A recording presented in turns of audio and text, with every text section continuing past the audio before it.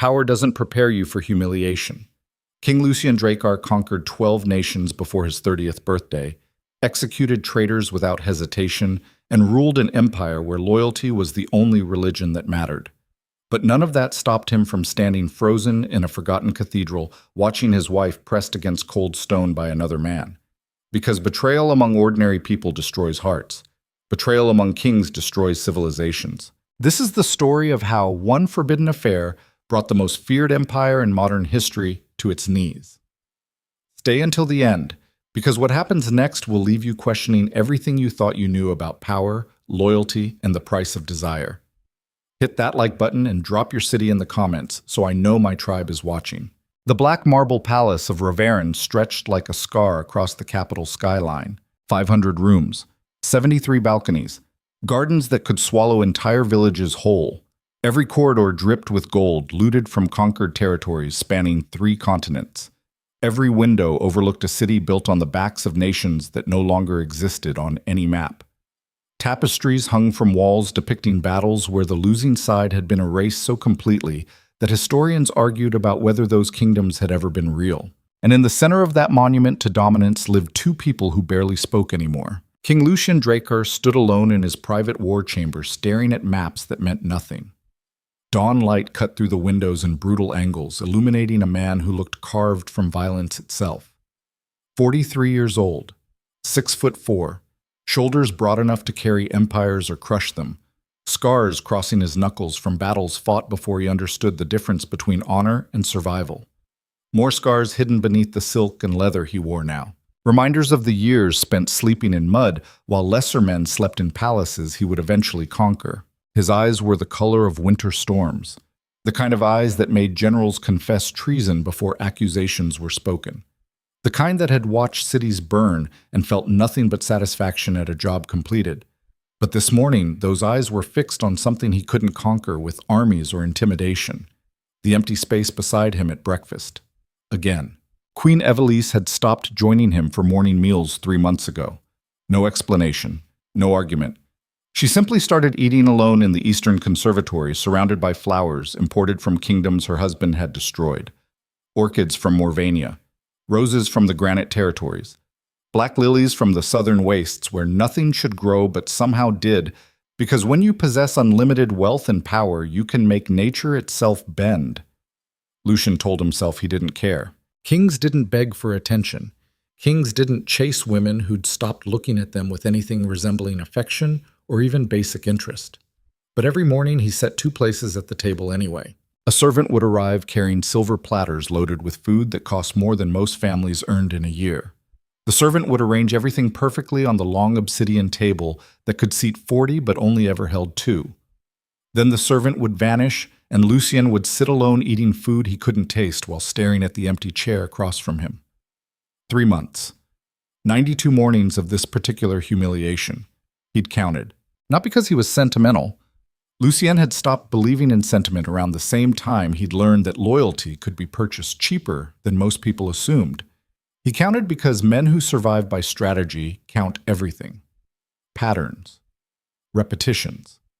Changes in behavior that signal larger problems brewing beneath the surface. And this pattern concerned him.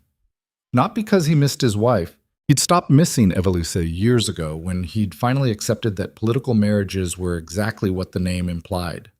Political. Arrangements between powerful families designed to consolidate resources and legitimacy.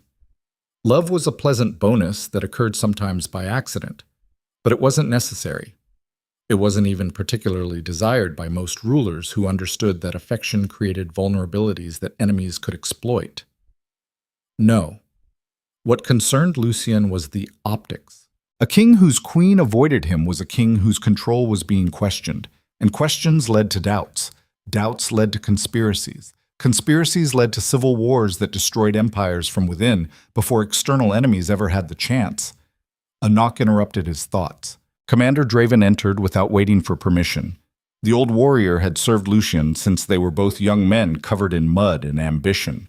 Back when Lucien was just another warlord's son trying to survive in a world that rewarded violence and punished weakness with swift brutality. Draven had been there during the Morvan campaigns when Lucien's father died from an assassin's poison, and the young prince had to choose between fleeing or seizing power through force. Lucien chose force. He always chose force. Now silver threaded through Draven's beard, and his left hand was missing 3 fingers from the siege of Moorhaven, where they'd held a fortress against impossible odds for 47 days. The kind of loyalty Draven represented couldn't be bought with gold or titles. It could only be earned through blood spilled together, through battles survived when survival seemed impossible, through that specific bond that forms between men who've seen each other at their absolute worst and chosen to stand together anyway. Draven's expression was tight. "Your Majesty, the new commander has arrived." Lucien turned from the maps. "Kael Varros?" "The same." "And?" Draven hesitated. The pause itself was a warning. In 20 years of service, the old warrior had learned to communicate volumes through silence. "He's everything the reports claimed. Brilliant tactician, ruthless in combat. The men already worship him. But he's young, ambitious. And he doesn't look at power the way men should who've earned it slowly through proper channels and demonstrated loyalty over years." Lucien almost smiled. "You mean he reminds you of me at that age?" Draven didn't deny it. "That's precisely what concerns me, Your Majesty." The comparison was accurate. Lucien had been exactly like this Kael Varros once, 28 years old and hungry for recognition, impatient with the slow mechanisms of traditional advancement, convinced that competence alone should determine status rather than birth or connections or the tedious political games that older men played. That hunger had served him well. It had also nearly gotten him killed at least a dozen times. "Bring him to the throne room at midday." Lucien returned his attention to the maps spread across the table. These showed the eastern territories where border skirmishes had been increasing over the past 6 months. Nothing serious yet, just enough violence to suggest that someone was testing Ravaryn's defenses, probing for weaknesses. "I want to see what the northern territories are calling a genius." "As you command." Draven. "Your Majesty, have you noticed anything unusual about the Queen's behavior?" The question hung in the air like a blade balanced on edge. Draven's face remained carefully neutral. "Unusual how?" "Your Majesty. She's avoiding the morning councils, missing state dinners, spending excessive time in the gardens and observatory tower. Her Majesty has always enjoyed solitude, Your Majesty. This is different." Lucien kept his voice even, but something cold moved beneath the words. "This is deliberate withdrawal. Perhaps she's tired, Your Majesty. Palace life can be exhausting even for those born to it. The Queen manages considerable responsibilities. Or perhaps she's sending a message. To whom, Your Majesty? To me. To the court. To anyone paying attention. That the King and Queen of Ravaryn no longer function as a united front." Draven chose his next words carefully. "Forgive my bluntness, Your Majesty, but you and Her Majesty have maintained separate quarters for 3 years. The court is well aware that yours is a political partnership rather than a romantic one. No one expects—" "I don't care what anyone expects." Lucien's voice dropped to the dangerous quiet that preceded executions. "I care about perception. The moment people believe the royal marriage is fractured, they'll start choosing sides. Nobles will begin maneuvering. Generals will question chain of command. Foreign powers will see opportunity. Then perhaps Your Majesty should speak with the Queen directly." "And say what exactly? That she's required to perform affection she doesn't feel? That political necessity demands she pretend our marriage is something beyond the arrangement we both know it is?" Silence settled between them, heavy with things neither man would say aloud. Finally, Draven spoke. "Permission to speak freely?" "Your Majesty?" "Granted. You're the most feared ruler in modern history. You've conquered nations, crushed rebellions, built an empire that will outlive both of us. But you can't force someone to look at you the way they once did. That's not a battle strategy can win." Lucien stared at the older man. "When did you become a philosopher?" "Around the same time I realized that the things that haunt us aren't the battles we lost. They're the small moments we failed to notice until they were gone." After Draven left, Lucien returned to the window overlooking the capital. Somewhere down there in those streets, people were waking up believing their empire was eternal. They didn't understand that kingdoms survive on perception more than strength. That power was mostly performance, that the moment a ruler showed weakness, the entire structure began cracking from foundations. People had assumed were solid stone, but were actually just compressed sand held together by collective belief. And Lucien could feel the cracks forming. Not in his armies, which remained the most disciplined and feared military force on the continent. Not in his treasury, which overflowed with wealth extracted from territories that generated resources faster than they could be spent. Not in his political network, which extended into every noble house and merchant guild and criminal organization worth mentioning. The cracks were forming in the silence between him and the woman wearing his crown, and he had no idea how to repair them. Evelisse stood before her mirror, holding a necklace she couldn't remember receiving. Diamonds, probably, or rubies, or some other precious stone extracted from mines operated by people who would never own anything remotely this valuable in their entire lives. Lucien gave her jewels the way other men gave apologies. Beautiful things meant to substitute for the intimacy he could no longer provide. Shining objects that said, "I acknowledge your existence," without actually requiring him to acknowledge her existence in any meaningful way. She'd stopped wearing most of them years ago, not because they weren't beautiful. They were stunning. Each piece represented the skill of master craftsmen working with materials most people only saw in paintings or descriptions in books. But wearing them felt like wearing chains. Expensive chains, elegant chains, but chains nonetheless. She was 36 years old and felt like she'd been aging in reverse. Every year beside the king made her more invisible, more decorative, more like a statue placed beside a throne to prove his legitimacy without actually contributing anything beyond symbolic presence. Her reflection stared back with dark eyes that used to spark with intelligence before palace life dulled them into the kind of polite blankness that passed for wisdom in royal circles. She'd been beautiful once. Not the fragile beauty men wrote poems about while imagining delicate flowers that needed protection from harsh reality. The dangerous kind. Sharp cheekbones that could cut glass if you pressed hard enough. Full lips that curved into smiles capable of starting wars or ending them, depending on which direction she aimed them. Hair so black it looked like spilled ink against her pale shoulders. The kind of coloring that painters spent years trying to capture on canvas and never quite succeeded because some things were too vivid for paint to properly represent. But beauty means nothing when the only man who matters stopped looking years ago. A servant entered carrying tea on a silver tray. "Your Majesty, the king requests your presence at the midday audience." Evelisse didn't turn from the mirror. "Tell His Majesty I'm indisposed." He anticipated that response. "Your Majesty?" "He said to inform you this concerns the new military appointment." "Of course it does. Everything concerns military appointments or territorial disputes or trade negotiations or the 1,000 other administrative details that consumed her husband's attention completely." Lucien spoke 3 languages fluently and could recite battle strategies from wars fought 2 centuries ago, but couldn't remember the last conversation they'd had that wasn't about ruling. Couldn't remember because those conversations had stopped happening sometime around year 4 of their marriage. "Tell him I'll attend." The servant bowed and vanished like smoke. Evelisse set down the necklace and reached for the mask she wore in public. The serene expression, the graceful posture, the performance of being the perfect queen for a king who no longer saw her as a woman, but as a particularly attractive piece of furniture that happened to serve important ceremonial functions. She'd stopped loving Lucien 3 years ago. The realization had come quietly during a state dinner while he discussed siege tactics with visiting generals from the western provinces. She'd watched him laugh at some brutal joke about enemy casualties, watched the way his eyes lit up when talking about military strategy, watched him transform into someone vital and engaged and fully present in a way he never was during their private moments together. And she'd understood with sudden clarity that she didn't recognize the man beside her anymore. Or maybe she'd never known him at all.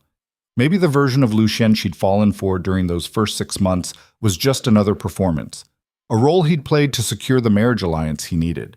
And once that alliance was secured, he'd drop the pretense and become whoever he actually was beneath the temporary charm. A conqueror, a strategist, a man who viewed human relationships as chess pieces to be positioned for maximum advantage. Their marriage was arranged when she was 19. A political alliance between her father's merchant empire and Lucien's military conquest. The union made sense on paper. Her family controlled trade routes spanning the southern continent. Lucien controlled armies that could protect those routes or destroy them depending on which arrangement proved more profitable. She'd been terrified of him initially. He was already legendary by then. The young warlord who'd unified the northern territories through a combination of strategic brilliance and absolute brutality. Stories circulated about the things he'd done to enemies who resisted, about cities left burning, about noble families executed down to the last child to prevent future revenge. But on their wedding night, he'd surprised her, gentle, almost tender, like he was afraid of breaking something precious. He'd asked permission before touching her, had moved slowly, had watched her face for signs of discomfort or fear, had actually seemed to care whether she felt pleasure or just obligation. That version of Lucien lasted 6 months. Then the Eastern Wars started, and he disappeared into campaigns that stretched for years. When he returned, he was harder, colder. The gentleness had been burned away by whatever horrors he'd witnessed or committed in her absence. He still performed husbandly duties when necessary for producing heirs. But the tenderness was gone. The care was gone. The sense that he saw her as anything beyond a royal womb was completely gone. She'd tried reaching him, tried rekindling whatever spark had existed between them. She'd learned his favorite foods and made sure they were served, learned the battles he was proudest of, and asked questions that let him talk about them, worn the colors he preferred, styled her hair the ways he'd once mentioned finding attractive. Nothing worked. Because you can't rebuild intimacy with a man who views affection as weakness, who sees emotional vulnerability as a crack in armor that enemies will inevitably exploit, who has spent so many years surviving through controlled brutality that he's forgotten how to be anything else. So she stopped trying. And the silence between them grew until their marriage became exactly what it was always meant to be, a political arrangement, nothing more. She produced one son, heir secured, duty fulfilled. After that, Lucien stopped visiting her quarters entirely, except for major festivals when public consummation was expected for symbolic purposes. Those encounters were mechanical, efficient, the sexual equivalent of signing documents. And when they were finished, he would dress and leave without speaking because what was there to say? Evelisse moved to her wardrobe and selected a gown the color of midnight. She'd chosen it deliberately. Dark enough to blend into shadows, but elegant enough to remind everyone she was still a queen, still someone who mattered despite the fact that her husband clearly considered her an attractive but ultimately irrelevant fixture in his palace. She wondered sometimes what would happen if she simply left, just walked out of the palace and disappeared into the city below. Would Lucien even notice? Or would he just have another queen installed within the month and continue exactly as before? The throne room could swallow cathedrals. Marble columns rose like ancient trees toward a ceiling painted with conquest scenes that celebrated violence as virtue. The throne itself sat elevated on a platform of black stone imported from quarries that no longer existed because Lucien had destroyed the nations who controlled them. Gold inlay traced patterns across the floor depicting the territorial expansion of Ravaryn over 3 generations. Each expansion marked in precious metal that cost enough to feed entire provinces for years. Evelisse entered through the eastern archway wearing the midnight gown and crown she saved for formal occasions. Heavy enough that her neck ached after an hour, but necessary because symbols mattered even when the people carrying them felt hollow inside. Lucien stood beside the throne speaking with Draven. He glanced at her entrance and something flickered across his face too quickly to identify. Recognition, maybe. Or regret. Or possibly just acknowledgement that she'd obeyed his summons, and therefore the day's administration could proceed according to schedule. Then it vanished beneath the mask he wore even better than she did. Your Majesty. His voice was formal, cold, the way he addressed foreign diplomats whose kingdoms he was considering invading. Thank you for attending. She inclined her head slightly. Of course. No apology for avoiding him these past months. No explanation for the distance she'd been deliberately maintaining. Just polite acknowledgement that she'd heard his command and obeyed because that's what queens did. They obeyed. Lucien's jaw tightened, but he said nothing. Good. Let him feel a fraction of the frustration she'd been carrying for years. Draven cleared his throat. The new commander approaches Your Majesty. The throne room doors opened with the deep resonance that expensive engineering produced. And Kael Varros walked in like he'd been born for this moment. 28 years old. tall but not towering, maybe 6'1", lean muscle beneath dark leather armor that looked lived in rather than ceremonial. The kind of armor that had seen actual combat rather than just parade grounds and ceremonial inspections. His hair was the color of copper caught in firelight and fell just past his collar in a way that suggested he'd stopped caring about regulations somewhere around the third year of fighting. Scars marked his visible skin, one crossing his left eyebrow, another along his jawline, more disappearing beneath the armor where Evelisse couldn't see but could imagine based on the way he moved, like someone whose body remembered pain but had learned to function through it anyway. But his eyes. Silver. Not gray or light blue or any of the normal variations human eyes came in. Actual silver like molten metal poured into sockets. They swept the throne room with casual assessment before landing on Lucien with absolute confidence. No fear, no deference, no trembling or stammering or any of the normal reactions people had when entering the presence of the most feared ruler in modern history. Just one predator acknowledging another. Evelisse felt something shift in her chest. Not attraction exactly. More like recognition. This man was dangerous in ways that had nothing to do with combat skill or tactical brilliance. He was dangerous because he didn't perform submission convincingly, and men who couldn't perform submission didn't last long in places like this. Kael stopped at the prescribed distance and dropped to one knee. "Your Majesty," Commander Kael Varros reporting as ordered. His voice was smoke and gravel, the kind of voice that made promises sound like threats, and threats sound like foreplay. "Rise."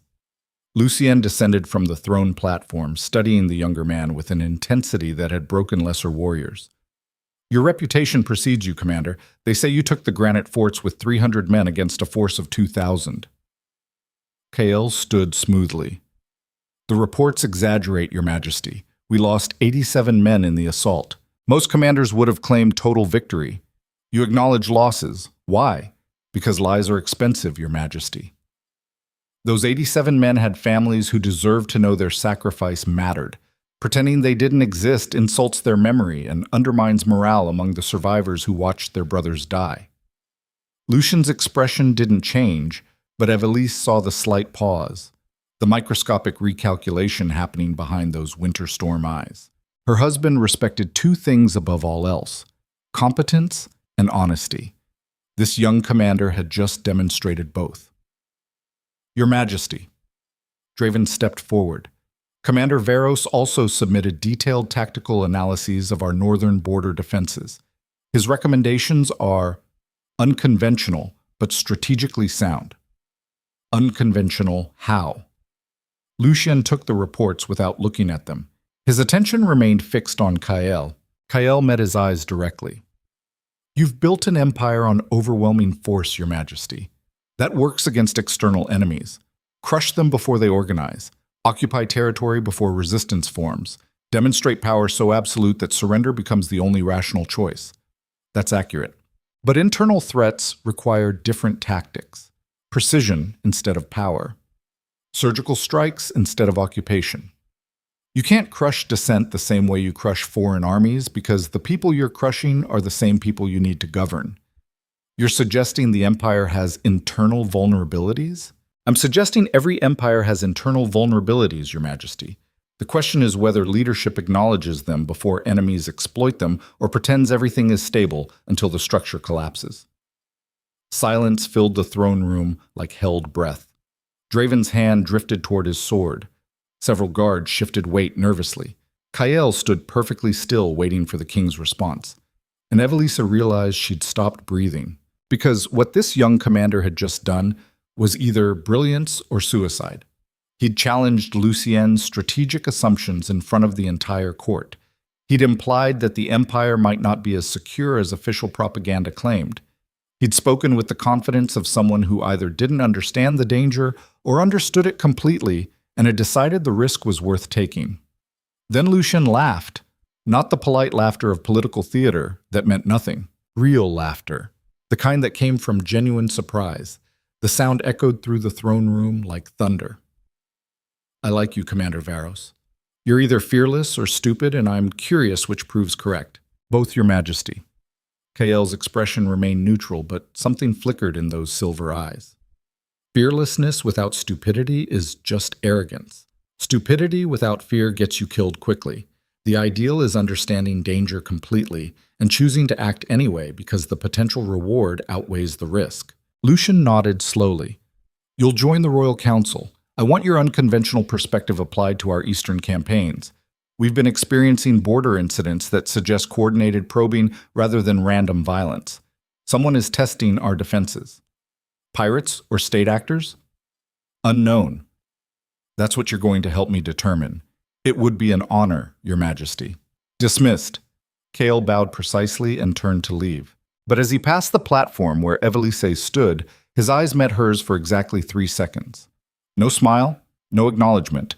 Just a look that carried the weight of recognition between two people who understood what it meant to feel trapped inside gilded cages. And in that moment, something shifted. Not desire exactly. Understanding. Then he was gone, and Evelisse realized her pulse was racing for the first time in years. Draven moved closer to the king. You're giving him council access already? He's been in the capital less than a day. Lucien watched the doors where Kael had vanished. Exactly. I want to see how he handles proximity to power. Most men reveal their true nature when they get close to the throne. The ambitious ones start scheming, the loyal ones become more loyal. The dangerous ones start calculating whether they could take what they're seeing. And if his true nature is dangerous, then we kill him before he becomes a problem. The king said it casually, like discussing weather patterns or crop yields. Just another administrative decision in a lifetime of calculated violence. Evelisse felt something cold settle in her stomach. She'd forgotten how easily her husband discussed death, how comfortable he was with the idea of eliminating threats before they fully manifested. It was one of the qualities that made him an effective ruler, and one of the reasons she couldn't remember the last time she'd felt safe in his presence. That night, Evelisse couldn't sleep. She'd tried. Laid in her massive bed surrounded by silk sheets that cost more than most houses, staring at ceiling paintings depicting ancient mythology. Stories about gods and monsters and transformations that ended badly for everyone involved. She'd counted the painted stars, listened to the palace settling, tried every relaxation technique she'd learned over years of dealing with insomnia. Nothing worked. Finally, she rose and wrapped herself in a velvet robe and walked the palace corridors alone. Guards stood at regular intervals, but they'd learned years ago to pretend not to notice their queen wandering like a ghost. She was harmless, just another member of the royal family with too much time and too few meaningful tasks to occupy it. These halls were familiar as her own reflection. She'd memorized every painting, every sculpture, every window that overlooked gardens, designed to prove the empire's magnificence, could navigate them blindfolded if necessary. Sometimes she wondered if this was what happened to all queens eventually. You learned your cage so thoroughly that escaping became unimaginable, not because it was impossible, but because you'd forgotten what existed outside. She found herself in the observatory tower without planning the destination. The circular room sat at the palace's highest point, offering views of the capital spreading beneath them in layers of light and shadow. During the day, this space belonged to astronomers and scholars studying celestial patterns and making calculations that informed everything from agricultural planning to military campaigns. Knowledge was power. Understanding when eclipses would occur, or when to plant crops, or when weather patterns would shift, gave rulers advantages that seemed almost magical to populations who didn't understand the mathematics involved. At night, it belonged to no one, which made it perfect. Evelisse stood at the window watching the city breathe. Somewhere down there, people were living actual lives, falling in love, making mistakes, feeling things that mattered beyond duty and appearance, fighting and reconciling and experiencing the full range of human emotion without worrying about whether their feelings served strategic purposes. She envied them. God's helper. She envied ordinary people, their ordinary problems. Give her a difficult marriage to a cruel husband who beat her, and at least the problem would be clear. Something to fight against or escape from. But Lucien wasn't cruel. He didn't beat her, didn't scream or throw things or do any of the dramatic, terrible things that would justify leaving. He just didn't see her. And you couldn't fight invisibility. I thought I might find you here.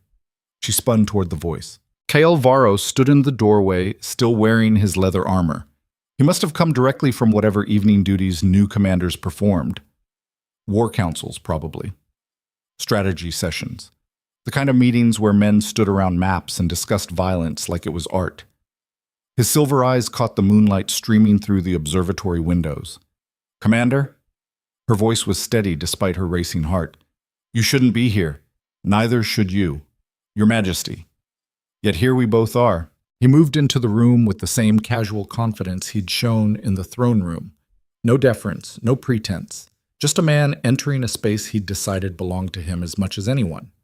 Evelisse should have called for guards, should have reminded this arrogant young warrior about protocols and propriety, should have maintained the distance between queen and subject that kept kingdoms functioning properly. Instead, she said, "You're either fearless or stupid. Wasn't that what you told my husband?" Kael smiled. It was the first genuine expression she'd seen from him, and it transformed his face completely, made him look younger, less dangerous, almost approachable if you ignored the scars and the way he moved like violence was always an option. "Both, Your Majesty, same as I told the king. And which is it tonight?" He stopped 3 feet away, near enough that she could see the old scar crossing his left eyebrow, close enough to smell leather and smoke and something wild underneath. Far enough that anyone entering wouldn't immediately assume impropriety, though what they were doing was already improper. A subject didn't seek out the queen in private. A queen didn't allow it. "Tonight I'm stupid." He said it quietly. "Because I watched you in that throne room, standing beside the most powerful man in modern history, and all I could see was how alone you looked." The words hit like physical blows. Evelisse's breath caught. "You presume too much, Commander, do I?" Kael tilted his head slightly. "Then forgive my presumption, Your Majesty. I'll leave you to your solitude." He turned toward the door. "Wait." The word escaped before she could stop it. Kael paused but didn't turn back. Evelisse's hands were shaking. She clasped them together to hide the tremor. "Why are you really here?" Now he looked at her, and the intensity in those silver eyes made her skin burn. "Because I've been in this capital for 12 hours, and I've already figured out that everyone here is performing. The nobles perform loyalty while plotting advancement.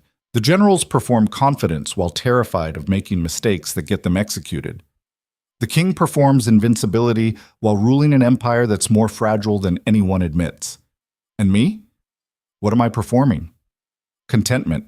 She felt something crack inside her chest. "And you think you see the truth beneath it? I think you're drowning, Your Majesty. And I think you've been drowning so long you've forgotten what air tastes like. I think you wake up every morning and put on that mask and go through the motions, and everyone around you is so focused on their own performances that no one notices you're dying by inches. How dare you?"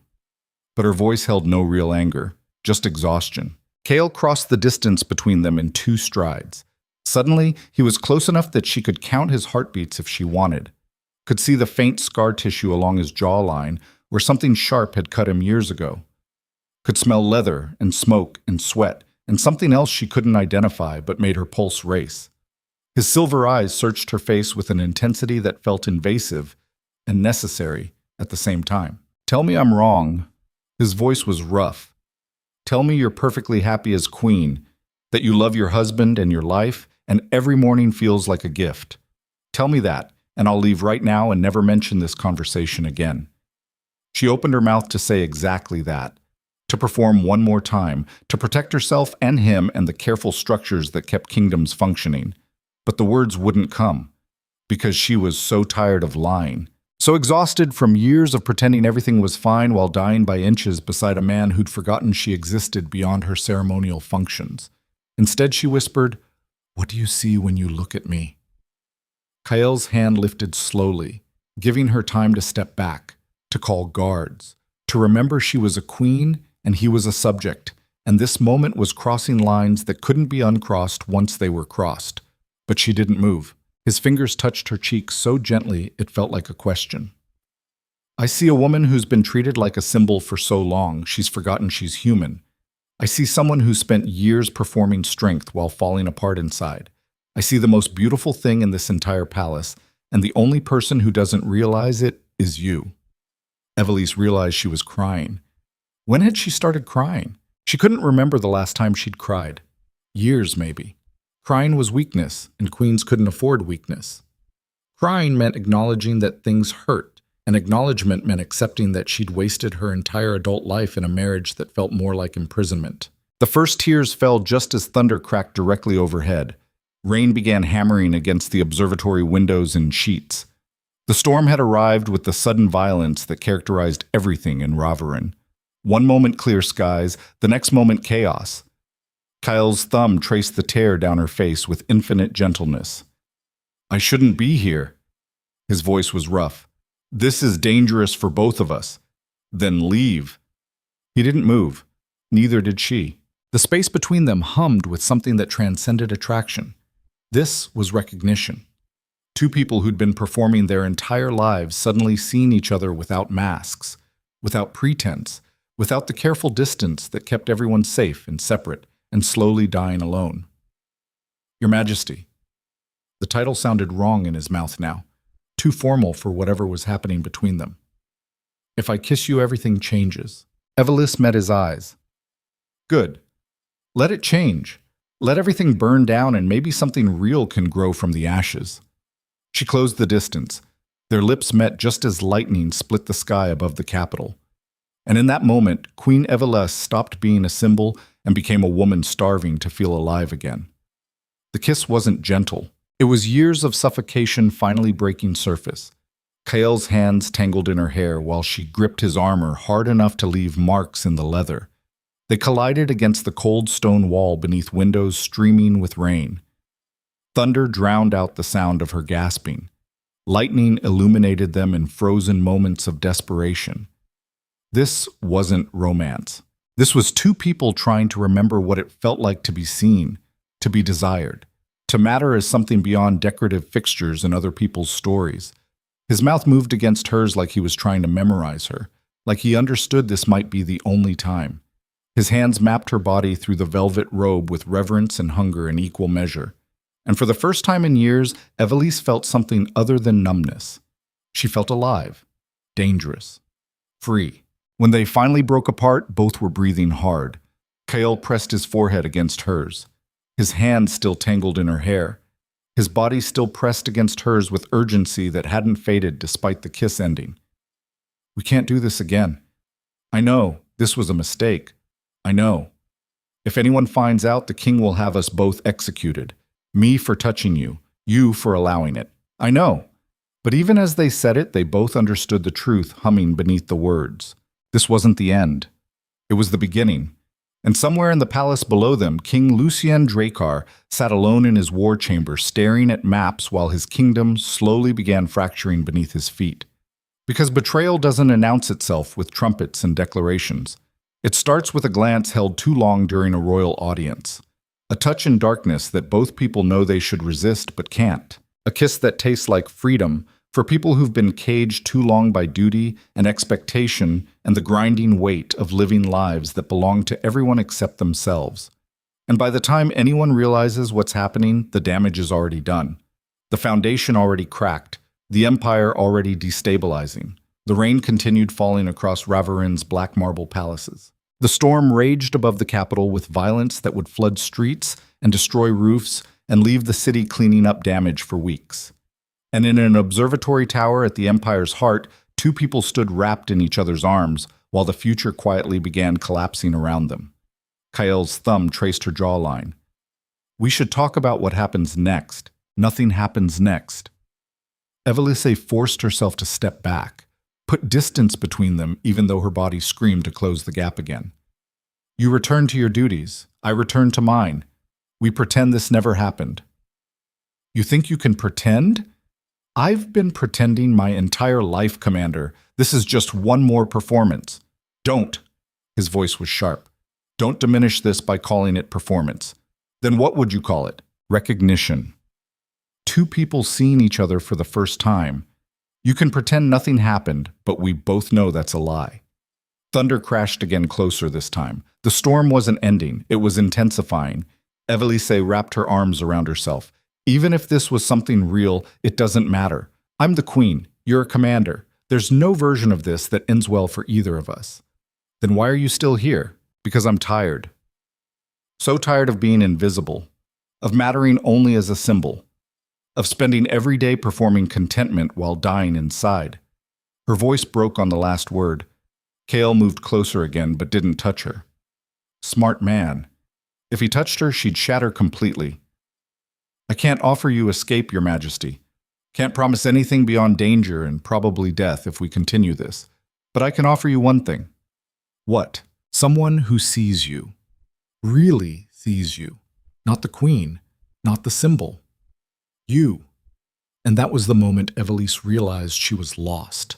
Because being seen by someone was more intoxicating than any drug, more addictive than any pleasure. After years of invisibility, the simple act of being recognized as human rather than decorative was enough to make her willing to risk everything. One more time. She heard herself say it before thinking it through. Tomorrow night. Same place. That's dangerous. I know. The king has spies everywhere. I know. If we're caught, then we're caught. But tonight, I felt alive for the first time in years, and I'm not ready to go back to sleepwalking through existence. Kael studied her face like he was trying to understand whether she meant it or if this was another performance. Finally, he nodded. Tomorrow night, then. He left quickly after that, disappeared into the palace corridors like smoke. Evelisse stood alone in the observatory watching rain hammer the windows and trying to process what she'd just done. She'd kissed another man. Worse, she'd promised to do it again. Worse still. She wanted to do it again with an intensity that terrified her, because passion makes people feel immortal, makes them believe they can cheat consequences that have destroyed countless others before them, makes them stupid. And somewhere beneath the palace in chambers carved from ancient stone, King Lucien Drakhar finally rose from his maps and walked through empty corridors toward quarters he no longer shared with his wife. He passed guards who bowed, past servants who scattered, past rooms filled with treasures looted from nations that no longer existed, and felt nothing, just the familiar emptiness that had been his constant companion for years. He'd conquered 12 nations but couldn't figure out why his queen looked at him like he was a stranger. He'd executed traitors without hesitation, but couldn't bring himself to ask his wife why she avoided him. He'd built an empire that would outlive him, but was slowly realizing that survival and happiness weren't the same thing. And tomorrow he would wake up and rule and make decisions that affected millions of lives. And none of it would fill the hollow space where his marriage used to be. Because power is lonely. And absolute power is absolutely lonely. But every forbidden desire eventually demands payment. And the price for what began tonight in an observatory tower during a storm would eventually be measured in blood. The morning after the storm dawned cold and merciless. Evelisse awoke tangled in silk sheets that suddenly felt suffocating. Her lips still burned from the kiss. Her body still hummed with the memory of Kael's hands mapping her skin through velvet. She touched her mouth and felt like a stranger to herself. What had she done? More importantly, what was she about to do again? Because she'd promised him another meeting, tomorrow night, which was now tonight, and every rational part of her brain screamed that this was madness, that queens didn't risk everything for kisses in dark towers, that the consequences of discovery would destroy not just her, but potentially destabilize the entire empire. But rationality meant nothing against the way she'd felt alive for the first time in years. She rose and prepared for the day with mechanical precision. The servants helped her dress in emerald silk that matched nothing about her mood. Applied cosmetics that made her look rested despite sleeping maybe 2 hours. Arranged her hair in the elaborate style expected of queens during morning councils. All performance, all lies. Underneath, she was chaos. The morning council meeting felt like torture. Lucien presided from his throne discussing border disputes with the Eastern Territories. Generals presented reports about troop movements and supply lines. Nobles argued about taxation policies affecting merchant guilds. Evelisse sat beside her husband and heard nothing. Her mind kept replaying the kiss. The way Kael had looked at her like she mattered. The feeling of being seen as human rather than decorative. Your Majesty. She blinked. Lucien was staring at her. The entire council was staring at her. I apologize. She forced her voice steady. Would you repeat the question? Lucien's eyes narrowed slightly. I asked your opinion on the proposed trade sanctions against Morvain. Sanctions seem premature without further diplomatic engagement. She pulled the answer from years of training. Economic pressure works best when combined with clear communication about what behavioral changes would result in relief. Lucien studied her for 3 seconds that felt eternal. Then he nodded. Agreed. We'll send another envoy before implementing penalties. The meeting continued, but Evelisse felt her husband's attention returning to her repeatedly throughout the morning. Not obvious, just small glances. Microscopic assessments, like he sensed something had shifted but couldn't identify what. Men who survive by instinct develop radar for changes in their environment. And Lucien had survived 3 assassination attempts, 2 civil wars, and countless political conspiracies through an almost supernatural ability to detect threats before they fully manifested. She needed to be more careful. After the council dismissed, she tried leaving quickly. Evelisse. His voice stopped her at the doorway. She turned. Yes? Lucien descended from the throne. When he moved close, she could smell leather and steel, and the particular scent of power that clung to men who commanded armies. Walk with me. It wasn't a request. They walked through the eastern gardens in silence. Guards followed at prescribed distances, close enough to intervene if assassination attempts occurred, far enough to maintain the illusion of privacy. The gardens were beautiful in the cold morning light. Winter flowers imported from territories that experienced different seasons bloomed in careful arrangements. Fountains carved from marble depicted ancient conquest scenes. Paths wound between hedges trimmed to geometric perfection. All of it felt like a cage. You've been distant. Lucien's voice was carefully neutral. Even for us. I've been tired. The lie came easily. Palace life is exhausting. You used to handle it better. Perhaps I'm getting old. You're 36. That's not old. Then perhaps I'm simply tired of pretending. The words escaped before she could stop them. Lucien stopped walking. Pretending what? Evelisse faced him. This. Us. The performance of being the perfect royal couple when we both know we're strangers who happen to share a title. Something flickered in his winter storm eyes. Pain, maybe. Or anger. Or that particular combination of both that characterized men who'd spent years burying emotions beneath strategic thinking. We have a son, an empire, responsibilities that extend beyond personal feelings. I'm aware. Then what exactly are you tired of pretending? That any of it matters to you beyond political necessity. That I'm anything more than a decorative fixture placed beside your throne. That you see me as a woman instead of a symbol. Lucien's jaw tightened. You want emotion? Romance? I'm a King Evelisse. I don't have the luxury of feelings that compromise decision-making, and I don't have the luxury of being human, apparently. You're the queen. Being human is secondary to being effective. There it was. The fundamental difference between them distilled to one sentence. To Lucien, effectiveness was everything. Emotions were weaknesses that enemies exploited. Intimacy was vulnerability that got people killed.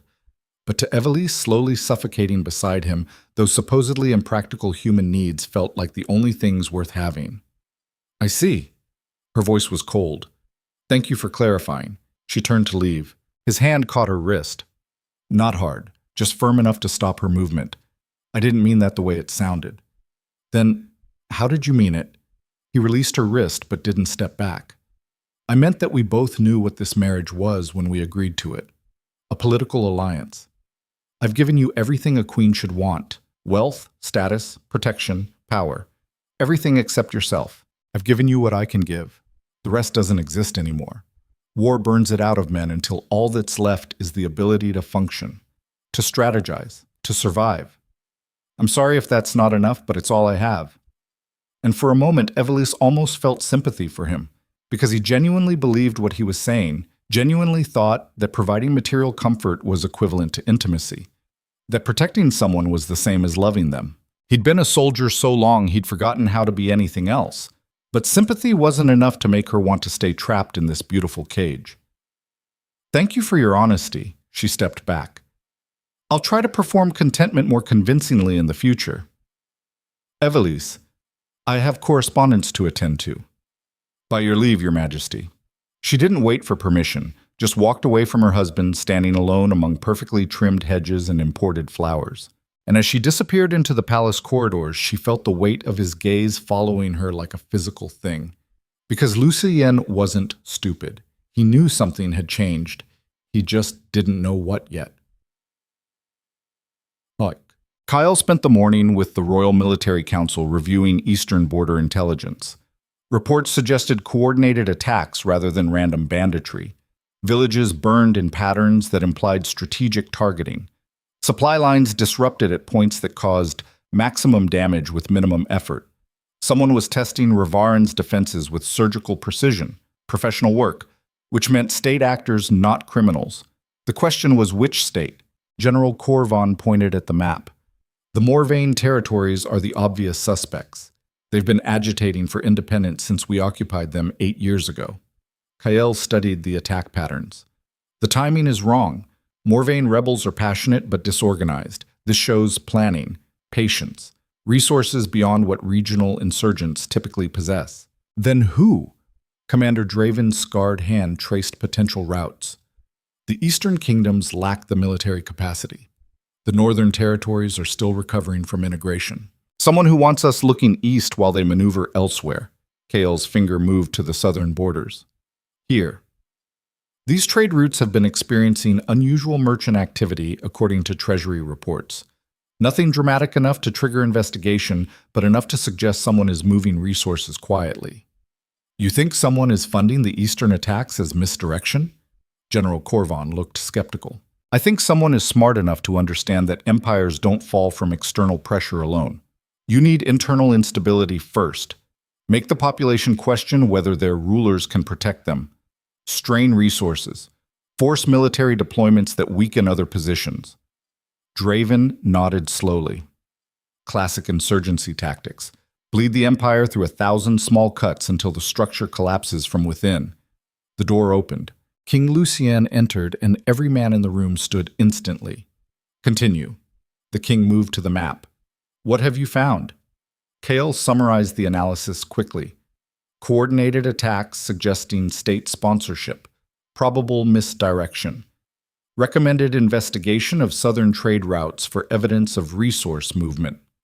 Lucien studied the map in silence. Then, you're suggesting we're looking at a long-term destabilization campaign rather than immediate conquest attempt. Yes, Your Majesty. Which means the real threat isn't the attacks themselves. It's what happens if we respond incorrectly. If we commit forces east, we weaken other positions. If we ignore it, we look impotent. Exactly. Your Majesty. Lucien's eyes moved to Kael with the same intensity from yesterday's throne room. You think like someone who studied Empire Collapse, Commander. I've studied history, Your Majesty. Empires rarely fall from single defeats. They fall from accumulated failures that undermine public confidence in leadership. And what does history suggest we do? Kael met his gaze directly. Don't react predictably. Whoever is orchestrating this expects conventional response. Heavy military deployment, occupation, show of force. Do something unexpected instead, such as economic pressure on a potential sponsors. Covert intelligence operations. Make it expensive for anyone funding these attacks while publicly maintaining that everything is under control. Demonstrate strength through restraint rather than overreaction. The room was silent. Suggesting restraint to Lucien Drakhar was like suggesting vegetarianism to wolves. The king had built his reputation on overwhelming force, on crushing enemies so completely that survivors told stories about Ravaryn's brutality for generations. But slowly, Lucien nodded. Interesting. Develop a detailed operational plan. Present it tomorrow. Yes, Your Majesty. The king turned to leave, then paused. Commander Varros. A word. Kael followed him into the corridor. Guards maintained distance, but Kael could feel their attention like weapons aimed at his back. Lucien walked several paces before speaking. You're good at your job. Thank you, Your Majesty. Perhaps too good. Men who rise quickly often make enemies among those who climbed slowly. I'm aware of the risks, Your Majesty. Are you? Lucien stopped and turned. Because men who threaten established hierarchies tend to have short careers in Ravaryn. Either they prove loyal beyond question, or they disappear. The threat was delivered casually, but Kael heard it clearly. I serve the Empire, Your Majesty. Nothing more. Everyone serves something, Commander. The Empire. Personal ambition. Secret loyalties. The question is what you'll do when those interests conflict. I'll choose the Empire. We'll see. Lucien walked away, leaving Kael standing alone in the corridor. And Kael understood that he'd just been put on notice. The king was watching him, assessing whether he was an asset or a threat. One wrong move and he'd vanish like countless others who'd gotten too close to power. But all he could think about was the queen standing in moonlight with tears on her face. The queen he'd promised to meet again tonight. The queen who was married to the most dangerous man in modern history. This was insanity. He should cancel. Send a message claiming duty prevented their meeting. Distance himself before the situation destroyed them both. Instead, he found himself counting hours until nightfall, because some forms of madness feel too necessary to resist. Secret. Evelisse spent the afternoon pretending to review correspondence while actually planning how to slip away unnoticed. The palace had secret passages built during the empire's founding, escape routes for royal families during sieges, hidden corridors that connected major chambers without requiring use of main halls. Most had been sealed over decades as security concerns changed, but a few remained functional for servant access. She'd discovered them years ago during sleepless nights of exploration. Now they might save her life, or end it if she was caught using them for adultery. Her maid entered carrying tea. "Your Majesty, the seamstress requests an appointment to discuss the new gowns for the winter festival. Tell her tomorrow afternoon." "Of course, Your Majesty." Also, Commander Draven requested audience. That was unusual. Draven typically communicated through formal channels rather than private meetings. "Send him in." The old warrior entered and waited until the maid departed before speaking. "Your Majesty, forgive the intrusion." "You're not intruding, Commander. What concerns you?" Draven's scarred face was difficult to read, but Evelisse saw worry in his eyes. "The new commander. Kael Varros. What about him?" "He's competent. Perhaps too competent. Rising very quickly in the king's favor." "That troubles you?" "It concerns me, Your Majesty. Men who rise quickly often burn out just as fast, either from their own ambition or from others who view them as threats. The palace is full of knives that come out when someone climbs too high too fast." Evelisse kept her expression neutral. "Why are you telling me this?" "Because you're the queen, Your Majesty. You see things the king doesn't notice. Political currents, social dynamics, and I've noticed you observing Commander Varros with particular attention." Her heart stopped. "I observe all new appointments, Commander. It's part of understanding court dynamics." "Of course, Your Majesty." Draven's tone was carefully respectful. "I simply wanted to warn you that Commander Varros may not survive long in this environment. Talented as he is, the palace has ways of destroying men who shine too brightly." "Consider me warned, Commander. Was there anything else?" "No, Your Majesty. Forgive my presumption." After he left, Evelisse sat frozen, trying to process what had just happened. Had Draven seen something? Did he suspect? Or was this genuinely just a loyal commander warning the queen about potential political instability? She couldn't tell, and that uncertainty was terrifying. Because if Draven suspected, then others might suspect. And if others suspected, then eventually Lucien would know. And if Lucien knew before Evelisse had time to figure out what this thing with Kael actually was, then everyone involved would die. She should cancel tonight. Should send word that meetings were too dangerous. Should end this before it truly began. But when night finally fell, she found herself moving through hidden passages toward the observatory tower anyway. Because drowning people don't reject lifelines, even when they know those lifelines might be anchors instead. The observatory was empty when she arrived. For a moment, Evelisse thought maybe Kael had been smarter than her. Maybe he'd realized the insanity of continuing this and stayed away. Maybe she was standing alone in an empty tower, having risked everything for a man who'd come to his senses. Then she heard footsteps on the stairs. Kael emerged from the shadows, still wearing his armor. He must have come straight from whatever duties occupied commanders after dark. His silver eyes found her immediately. Neither spoke for several seconds, just stood there across the circular room while tension built between them like atmospheric pressure before storms. "We shouldn't be here." Kael's voice was rough. "I know. This is beyond dangerous. This is suicidal. I know. If we're caught, then we're caught." Evelisse moved closer, But I spent all day in meetings pretending to care about trade sanctions and taxation policies, and I couldn't focus on anything except how it felt to finally be seen by someone. So either tell me to leave or stop talking about consequences we both already understand." Kael closed the distance between them in 3 strides. His hands cupped her face like she was something precious and breakable. "Your husband spoke to me today." Subtle threats disguised as friendly advice. "He's watching me. He's watching everyone. It's what kings do. He suspects something. He suspects everything. Lucien sees conspiracies in his breakfast if he's not careful. You can't let paranoia stop you from living.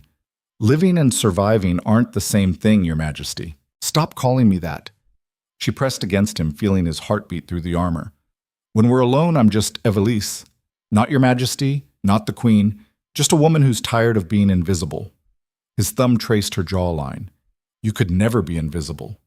I've been invisible for years. You're just the first person to notice. Then everyone else is blind." He kissed her, and it felt like falling and flying simultaneously. Different from last night, less desperate, more deliberate. Like he was memorizing the taste of her, the feel of her body against his, the sound she made when his mouth moved to her throat. Evelisse's hands worked at the buckles of his armor with trembling fingers.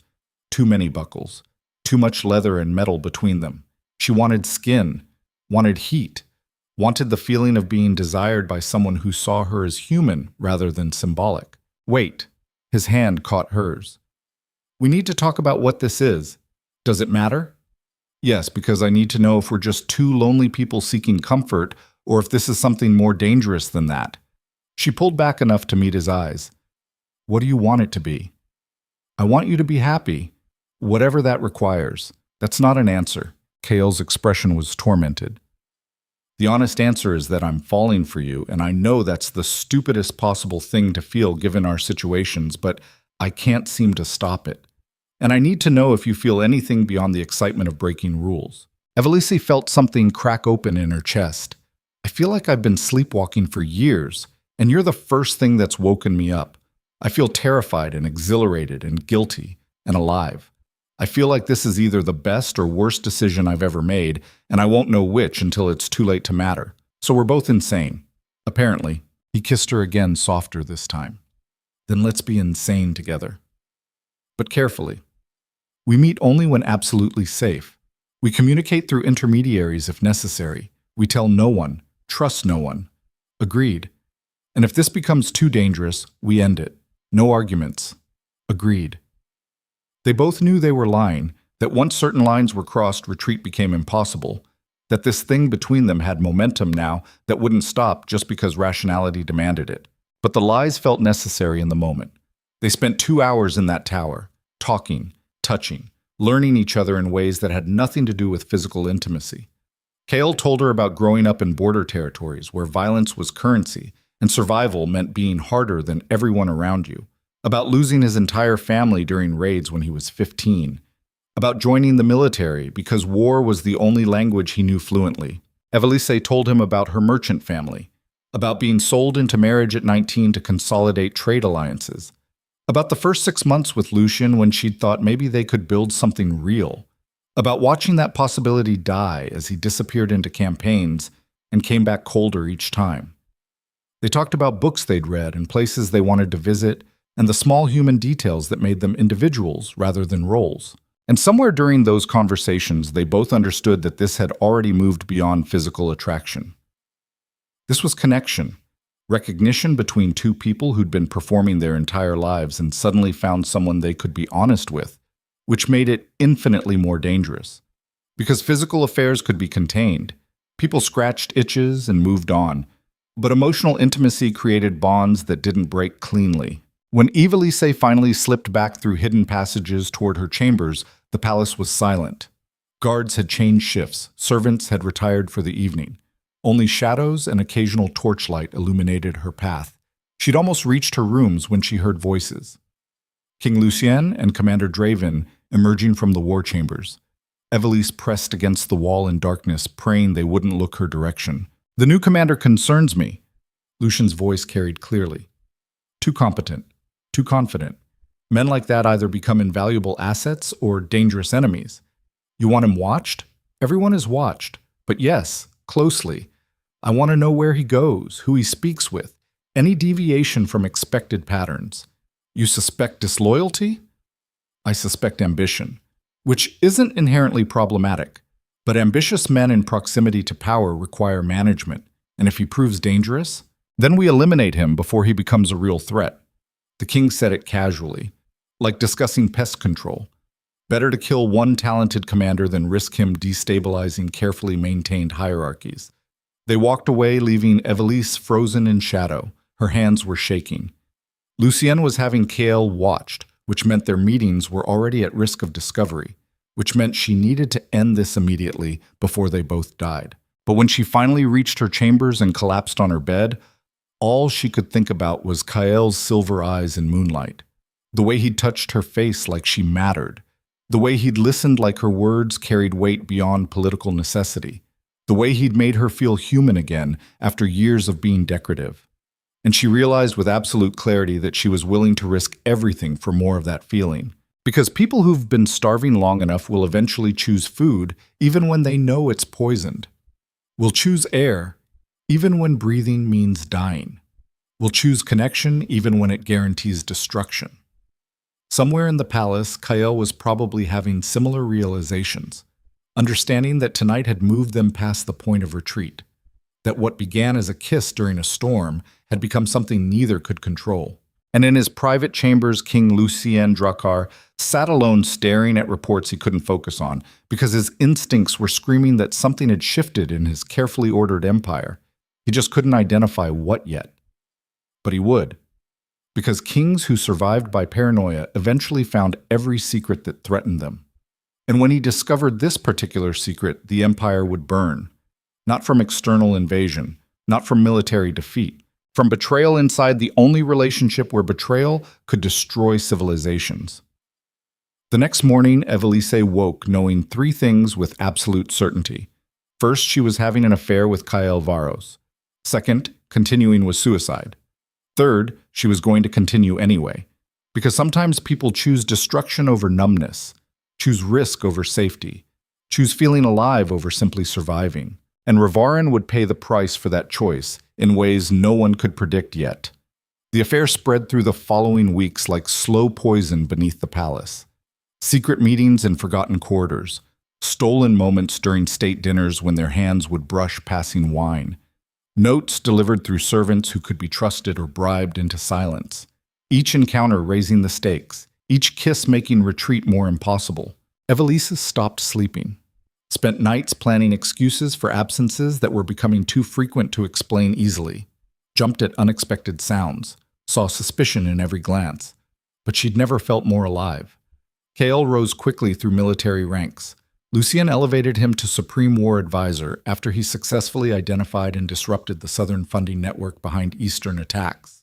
The promotion placed him second only to the throne in military hierarchy, which meant more access to the palace, more opportunities to see Evelisse, more danger for everyone involved. Commander Draven watched everything with increasing concern. He'd served Lucien too long not to notice changes in the Queen's behavior, the way she seemed distracted during councils, the way her eyes would find Kael across crowded rooms and linger just slightly too long. He said nothing, but loyal men who notice dangerous things carry burdens that eat them from inside. The palace became suffocating. Every dinner felt like execution theater. Every ceremony felt like waiting for blades to fall. Every moment of normalcy felt like calm before storms that would destroy everything. And through it all, Lucien watched his wife with increasing intensity. He'd always been observant, but now his attention felt predatory.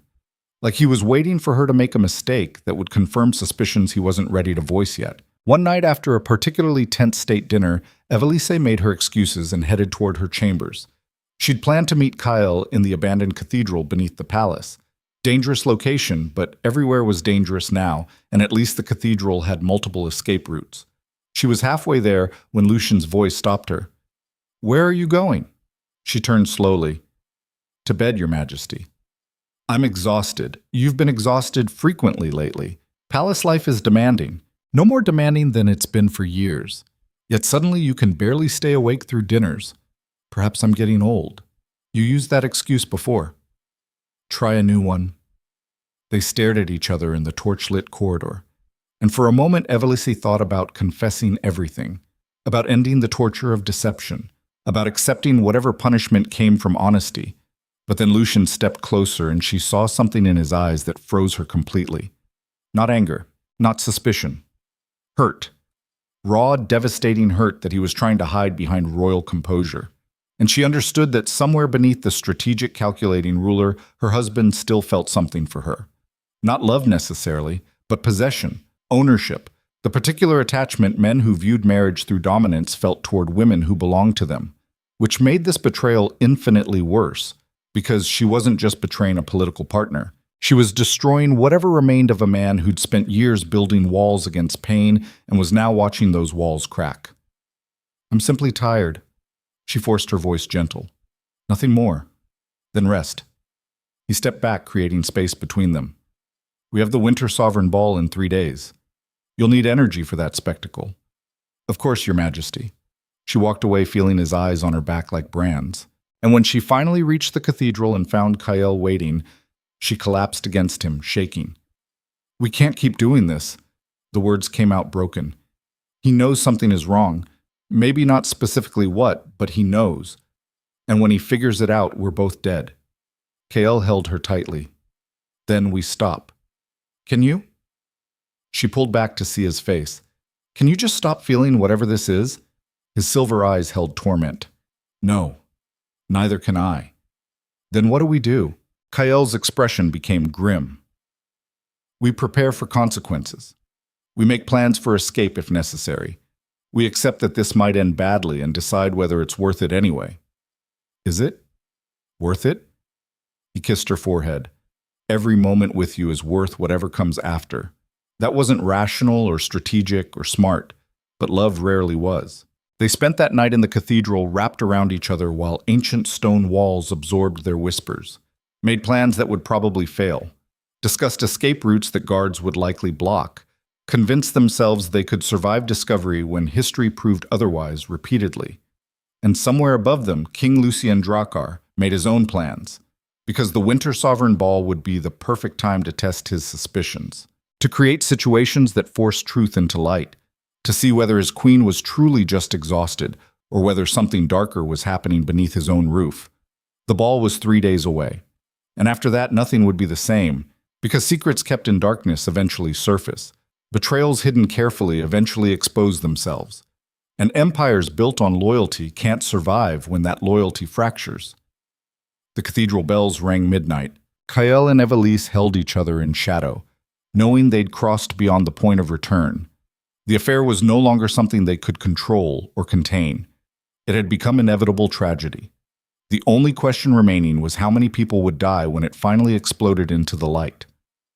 The Winter Sovereign Ball arrived like an execution dressed as celebration. 3,000 guests filled the imperial ballroom beneath crystal chandeliers that cost more than small kingdoms. Nobles wore silks imported from territories that existed only as names on conquest maps now. Musicians played beneath silver banners stained by centuries of blood disguised as glory. Wine flowed from fountains carved to depict battle scenes where the losers had been erased so completely that no one remembered their names anymore. And at the center of that orchestrated magnificence stood the royal couple. King Lucien in black armor polished to mirror shine, every inch the conqueror, every movement calculated to project invincibility. Queen Evelisse in crimson silk that looked like spilled blood under the chandelier light. Diamonds at her throat worth enough to feed provinces for years. Hair arranged in elaborate patterns that took servants 3 hours to construct. They looked perfect together. The propaganda artists would paint this scene later, and historians would describe them as the embodiment of imperial power. But anyone watching closely would have noticed the space between them. The way they stood near each other without touching. The way their smiles never reached their eyes. The way they performed unity while something rotten festered beneath the surface. Evelisse could barely breathe in the corset they'd laced her into, could barely think through the panic hammering in her chest. She'd avoided Kael for 2 days trying to create distance before this event, trying to look normal, trying to convince herself and anyone watching that nothing had changed. But everything had changed, and tonight felt like walking into a trap she couldn't see yet but knew was there. Lucien stood beside her greeting visiting dignitaries with the charm he deployed like a weapon, smiling, laughing, playing the gracious host while his eyes catalogued everything, every interaction, every glance, every microscopic deviation from normal behavior. He'd been watching her for weeks now. She felt his attention like a physical weight, like standing beneath a blade balanced on thread waiting for it to fall. Distinguished guests! Lucien's voice cut through the music and conversation. His hand lifted and the room fell silent instantly. That was power. The ability to command attention without effort. May I have your attention? 3,000 people turned as one. Tonight we celebrate Ravaryn's continued dominance. Another year of prosperity built on the strength of our military and the wisdom of our governance.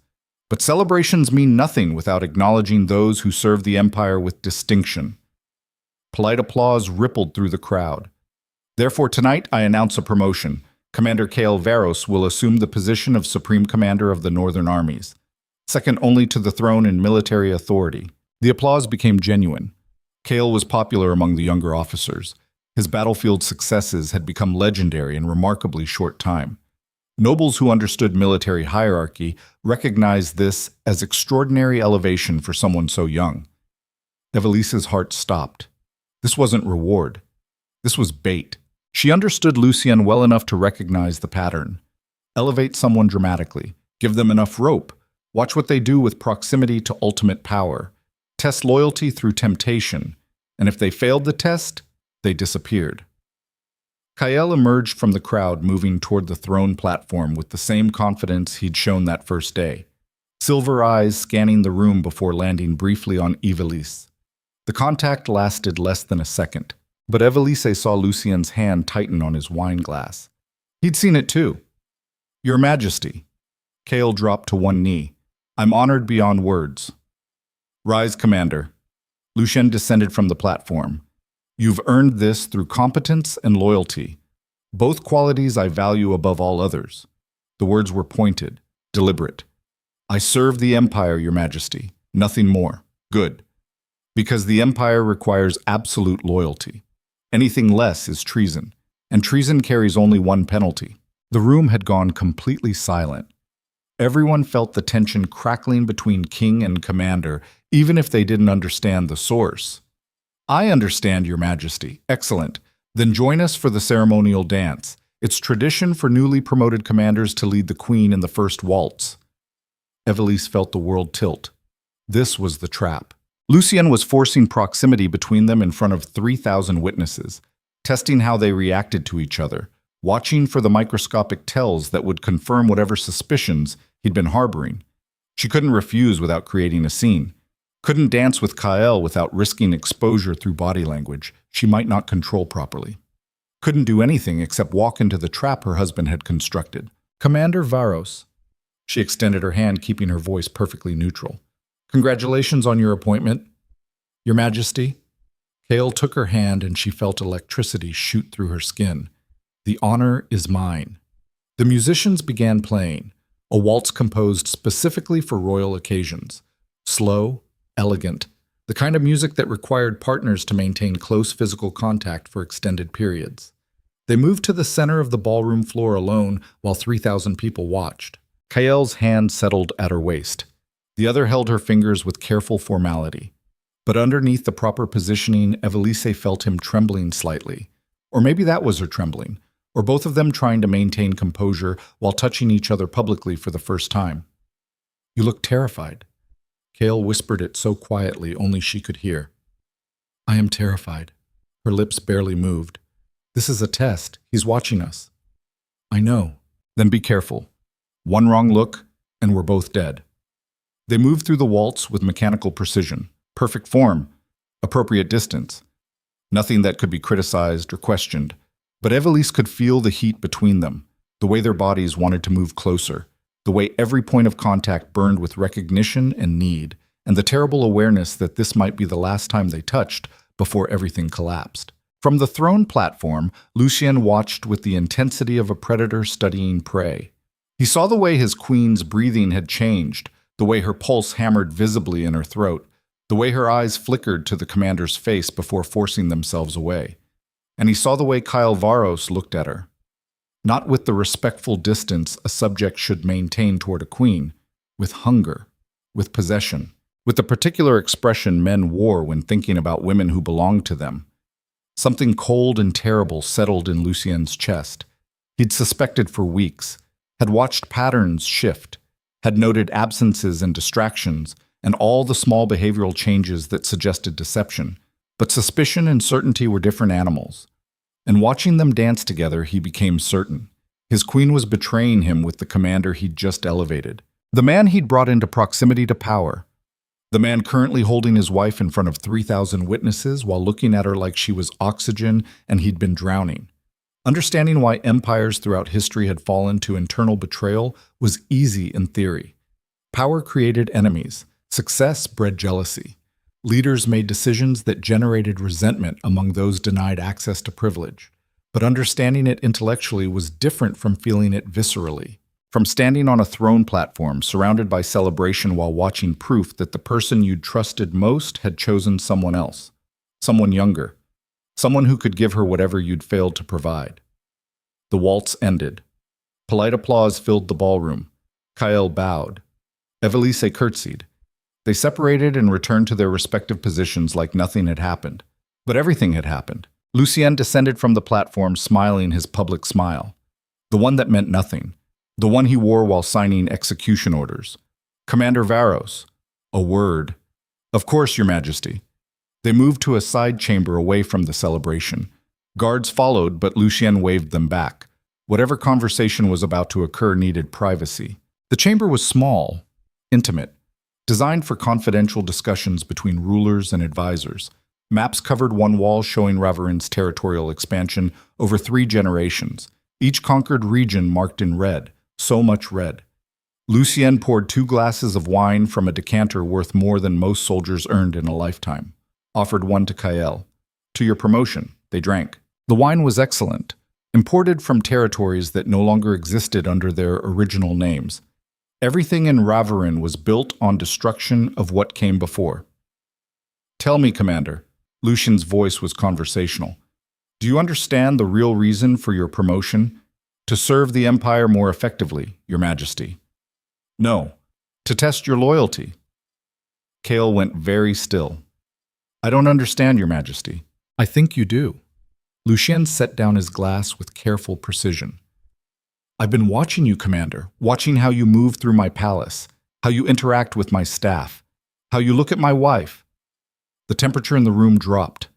Your Majesty, I assure you, don't. Lucien's voice became dangerously quiet. Don't insult me with denials. I've survived 3 assassination attempts and 2 civil wars by learning to read people. And you, Commander, are transparent as glass. Kael's hand drifted toward his sword. I wouldn't. Lucien's smile was terrible.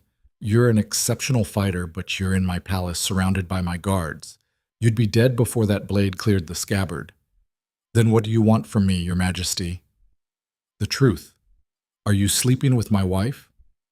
Silence stretched between them like drawn wire. And in that silence, Kael made a choice that would determine whether he died tonight or lived to see morning. No, Your Majesty. But I want to be. The honesty was so unexpected that Lucien actually laughed. Not with humor, with something darker. You want to be? Yes. And does she want the same? I believe so, Your Majesty. Lucien moved to the window overlooking the ballroom below. From here he could see Evelisse standing among nobles maintaining her perfect queenly composure. Beautiful. Untouchable. The woman he'd married believing she would be his partner in building something lasting. Why? Kael didn't pretend to misunderstand. Because she's drowning Your Majesty, has been for years. And you stopped noticing because empires are more demanding than wives. You presume to lecture me about my marriage? I presume nothing, Your Majesty, but you asked for truth. The truth is your queen feels invisible, like a decorative fixture rather than a human being. And when someone finally saw her as human rather than symbolic, she responded, And you're that someone? I'm that someone. Lucien turned back from the window. His winter storm eyes held something Kael couldn't identify. Rage, maybe, or pain, Or that particular combination of both that characterized men watching everything they'd built start to crumble? You're aware that adultery with a queen carries the death penalty? I'm aware, Your Majesty. You're aware that I could have you executed tonight and no one would question it? I'm aware, Your Majesty. Yet you stand here confessing anyway. Why? Because you're going to kill me regardless. Your Majesty. Either tonight for the truth, or eventually when you piece together evidence that confirms what you already suspect. At least this way, I die honest. The logic was sound. Lucien studied the young commander with something approaching respect. You're either the bravest or stupidest man I've ever met. Both, Your Majesty. Kael's smile was grim, usually both.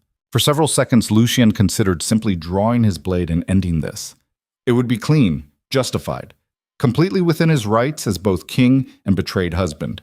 But killing Kael wouldn't solve the actual problem. The actual problem was that his marriage had been dead for years, and he'd been too focused on empire building to notice until someone else noticed first. The actual problem was that you couldn't force intimacy through power, couldn't command affection like troop movements, couldn't strategize your way back into someone's heart once they decided you no longer belonged there.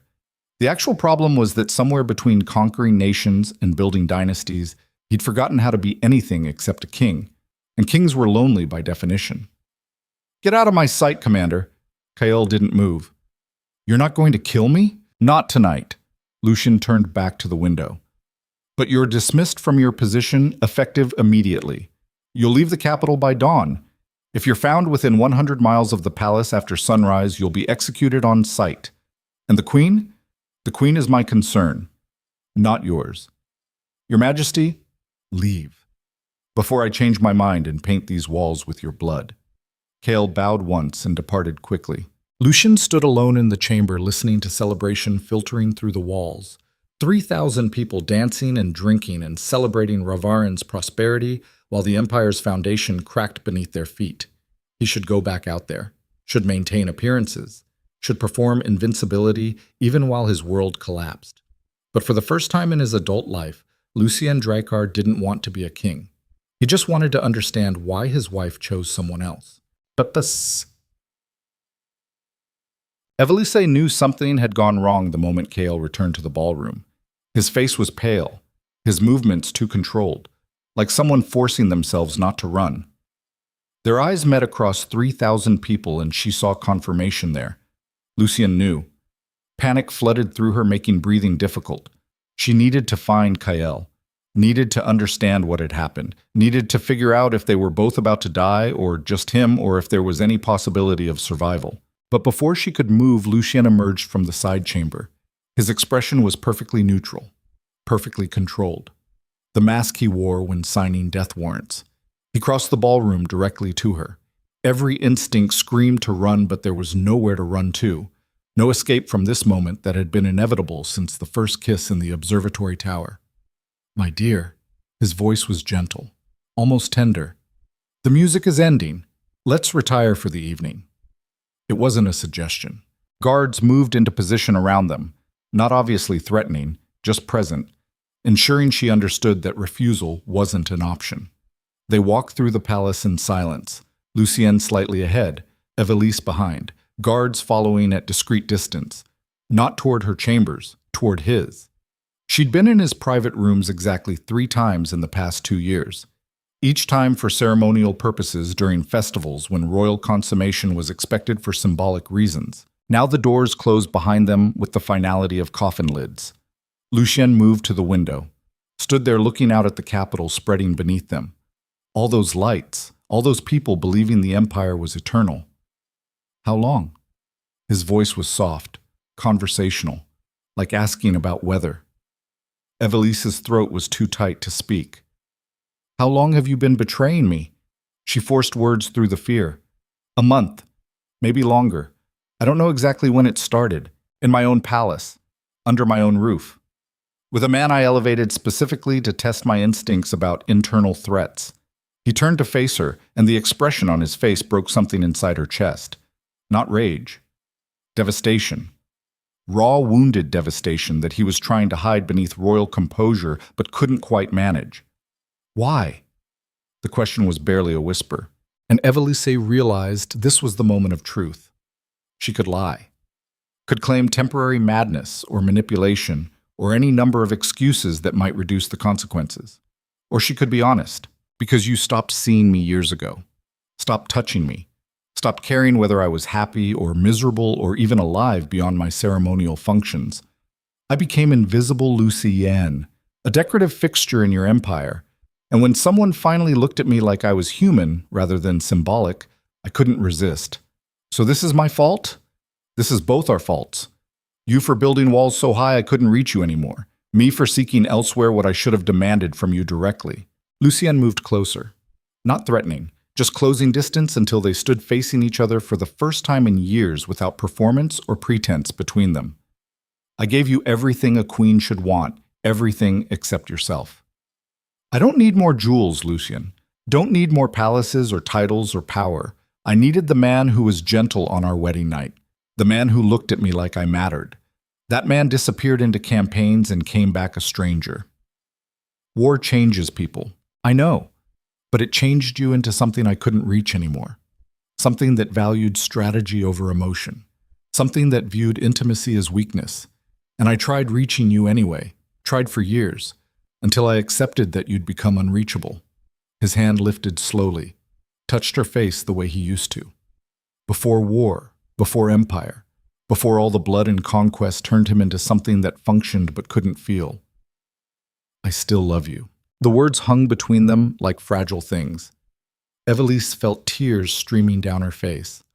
I know, but love without intimacy is just possession, Lucien, and I can't spend the rest of my life being possessed by someone who won't let me close enough to matter. Then what do we do? I don't know. They stood there in silence while the empire celebrated outside. Two people who'd started with potential and ended with wreckage. Two people who'd married for political reasons but might have built something real if circumstances had been different. But circumstances hadn't been different, and potential didn't matter against reality. Finally, Lucien stepped back. Commander Varros has been exiled. He leaves at dawn. If he's found near the capital after sunrise, he'll be executed. And me? You're the queen. I can't execute you without creating succession crises that would destabilize everything we've built. So you'll continue performing your duties, continue sitting beside me during ceremonies, continue pretending we're the perfect royal couple, pretending like we've been doing for years, exactly like that. Nothing changes publicly. But privately you'll understand that this marriage is dead, that whatever remained between us ended tonight. It ended years ago, Lucien. Tonight just made it official. He turned away from her. Guards will escort you to your chambers.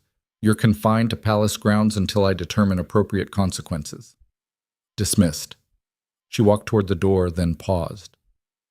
For what it's worth, I'm sorry. Not sorry for seeking connection, but sorry that it had to destroy what little remained between us. Get out. She left. Walked through corridors that suddenly felt like prison walls. Entered her chambers and collapsed on the bed as the full weight of what had happened crushed down on her.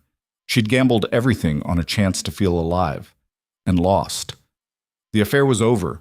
Kael was exiled. Her marriage was officially dead, even if it had to continue for political purposes. She should feel relieved that she wasn't executed. Should be grateful that Lucien chose stability over vengeance. But all she felt was empty, because sometimes surviving feels worse than the alternatives. On Sast. Kael left the capital before dawn, riding a horse through gates he'd entered months ago as a celebrated war hero. Now he was just another exile carrying scars and regrets. He'd been given 1 hour to gather belongings, 15 minutes to say goodbye to soldiers he'd commanded. No opportunity to see Evelisse one final time. Clean amputation, the kind that prevented gangrene from spreading. He rode east toward territories that didn't want him but couldn't refuse entry. Toward border regions where disgraced commanders went to disappear or die or occasionally rebuild from wreckage. And as the capital disappeared behind him, he understood what Lucien had really done. Not mercy. Strategy. Exiling him prevented martyrdom. Dead men became symbols. Exiles just became cautionary tales. And keeping Evelisse confined prevented her from following or communicating or doing anything except living with consequences while maintaining appearances. It was brilliant in its cruelty. Everything destroyed but left technically alive. The kind of punishment that lasted longer than execution. Kael rode for 3 days straight before finally stopping at an inn beyond Ravaryn's immediate influence. Collapsed into a room that smelled like old sweat and bad decisions. And for the first time since childhood, he allowed himself to cry. Not for himself. For Evelisse trapped in that palace beside a man she couldn't love anymore. Trapped performing happiness while dying inside. Trapped in exactly the situation he'd tried to save her from. But you couldn't save people from cages built from duty and politics. Couldn't rescue queens from empires that required their performance. Couldn't offer freedom to people whose lives belonged to millions who depended on stability. All he'd done was make everything worse. Months passed like bleeding. Slow, painful, relentless. Evelisse maintained her duties with mechanical precision, attended councils, hosted dinners, smiled for visiting dignitaries, performed the perfect queen for a king who could barely look at her anymore. Lucien ruled with increased brutality. Border disputes that might have been negotiated turned into military occupations. Political opponents who might have been tolerated disappeared. The gentle restraint Kael had encouraged evaporated completely, because wounded alpha males often became most dangerous when humiliated publicly. And while no one except Draven knew the specific details, everyone felt the shift. The way the king had become harder, more distant, more willing to use violence as first resort rather than last. The palace became suffocating. Commander Draven watched everything with increasing concern. He'd served Lucien long enough to recognize the pattern. This was how civil wars started, not with dramatic declarations, with accumulated resentments festering until critical mass was reached. He tried intervening once, tried suggesting the king show mercy, find balance, remember the strategic thinking that built the empire. Lucien dismissed him with cold finality. No execution, just removal from proximity to power. Loyal men who told uncomfortable truths got exiled just like treasonous ones in the end. Whispers began circulating through noble houses. Questions about the king's judgment, concerns about increasingly erratic decisions, quiet conversations about whether stronger leadership might be necessary. Foreign powers sensed weakness. Border raids increased. Trade negotiations became more aggressive. The empire's enemies started probing defenses with renewed confidence. And through it all, Evelisse sat beside her husband watching their kingdom slowly fracture because she'd chosen passion over duty. Because she'd needed to feel alive more than she'd needed to maintain stability. Because sometimes people destroyed civilizations just to feel human again. Late one night, she stood in the observatory tower where everything had started, staring out at the capital, wondering if Kael was still alive somewhere beyond the borders, wondering if he thought about her the way she couldn't stop thinking about him, wondering if anything they'd felt was worth the price being paid. "Your Majesty." She spun around. A hooded figure stood in the doorway. Female, young, someone Evelisse didn't recognize. The figure approached and pushed back the hood, revealing a face scarred by fire on the left side. One eye was clouded white. The other was bright green and fixed on Evelisse with unsettling intensity. "Who are you?" "A messenger." "Your Majesty, from Commander Varros." Evelisse's heart stopped. "He sent you, among other things?" The woman's smile was sharp. "I'm part of a network that's been organizing in response to the king's recent brutality. Soldiers he's dismissed, nobles he's alienated, common people tired of funding endless wars. You're talking about rebellion. I'm talking about necessary change, Your Majesty. The empire is collapsing because your husband has become exactly the kind of tyrant he once fought against. People are suffering, and suffering populations eventually rise up. What does this have to do with Kael? Commander Varros has been gathering support among border territories. Not for personal gain, for the empire's future. He believes Ravaryn needs leadership that balances strength with mercy, power with wisdom. Someone who can rule without destroying everything in the process. And he wants me to support this rebellion? He wants you to choose Your Majesty.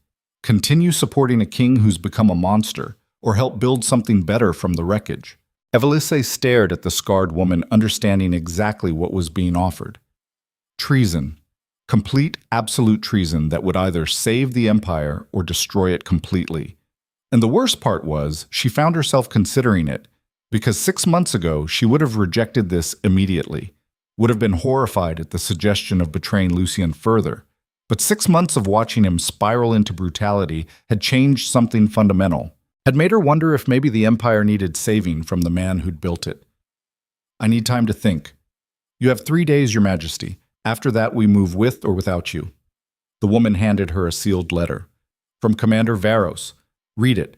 Decide what you're willing to sacrifice for the Empire's future. Then she vanished back into shadows, leaving Evelisse alone with the letter burning against her palm. She waited until returning to her chambers before opening it. Kael's handwriting was familiar from the brief notes they'd exchanged during their affair. Rough, direct, no wasted words. The letter was short. Evelisse. I know what I'm asking is impossible. Know that supporting me means choosing sides in a war that will tear Ravaryn apart.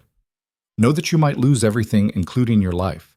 But I also know that the man you married is gone, replaced by something that rules through fear rather than respect. And empires built on fear eventually collapse. I'm not asking you to choose me, I'm asking you to choose the empire's future. Whatever you decide, I'll understand, but decide quickly, because time is running out for all of us. Kael. She read it 3 times before burning it in the fireplace, then sat watching the ashes drift upward while her mind raced.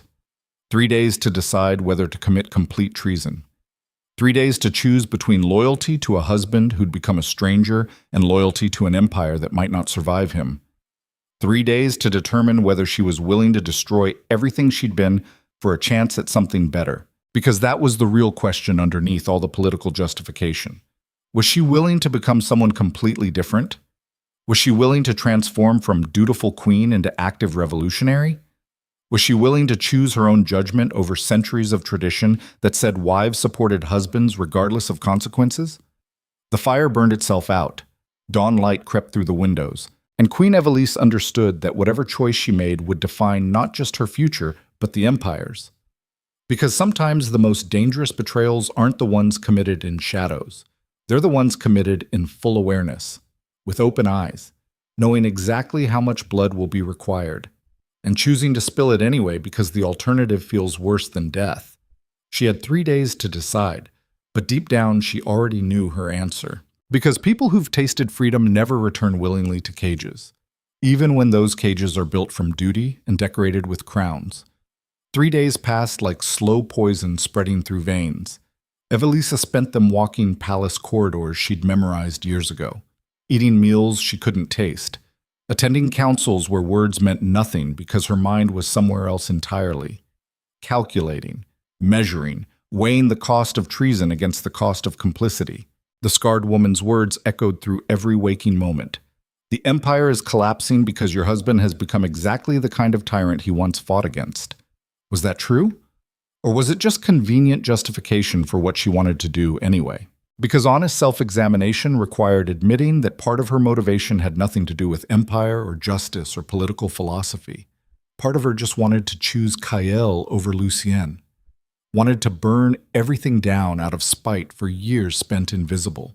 Wanted revenge for the slow suffocation of a marriage that had become a tomb. But empires didn't fall because queens felt neglected. They fell because leaders lost the capacity to balance strength with wisdom. Because rulers who survived through fear eventually bred populations desperate enough to choose chaos over stability.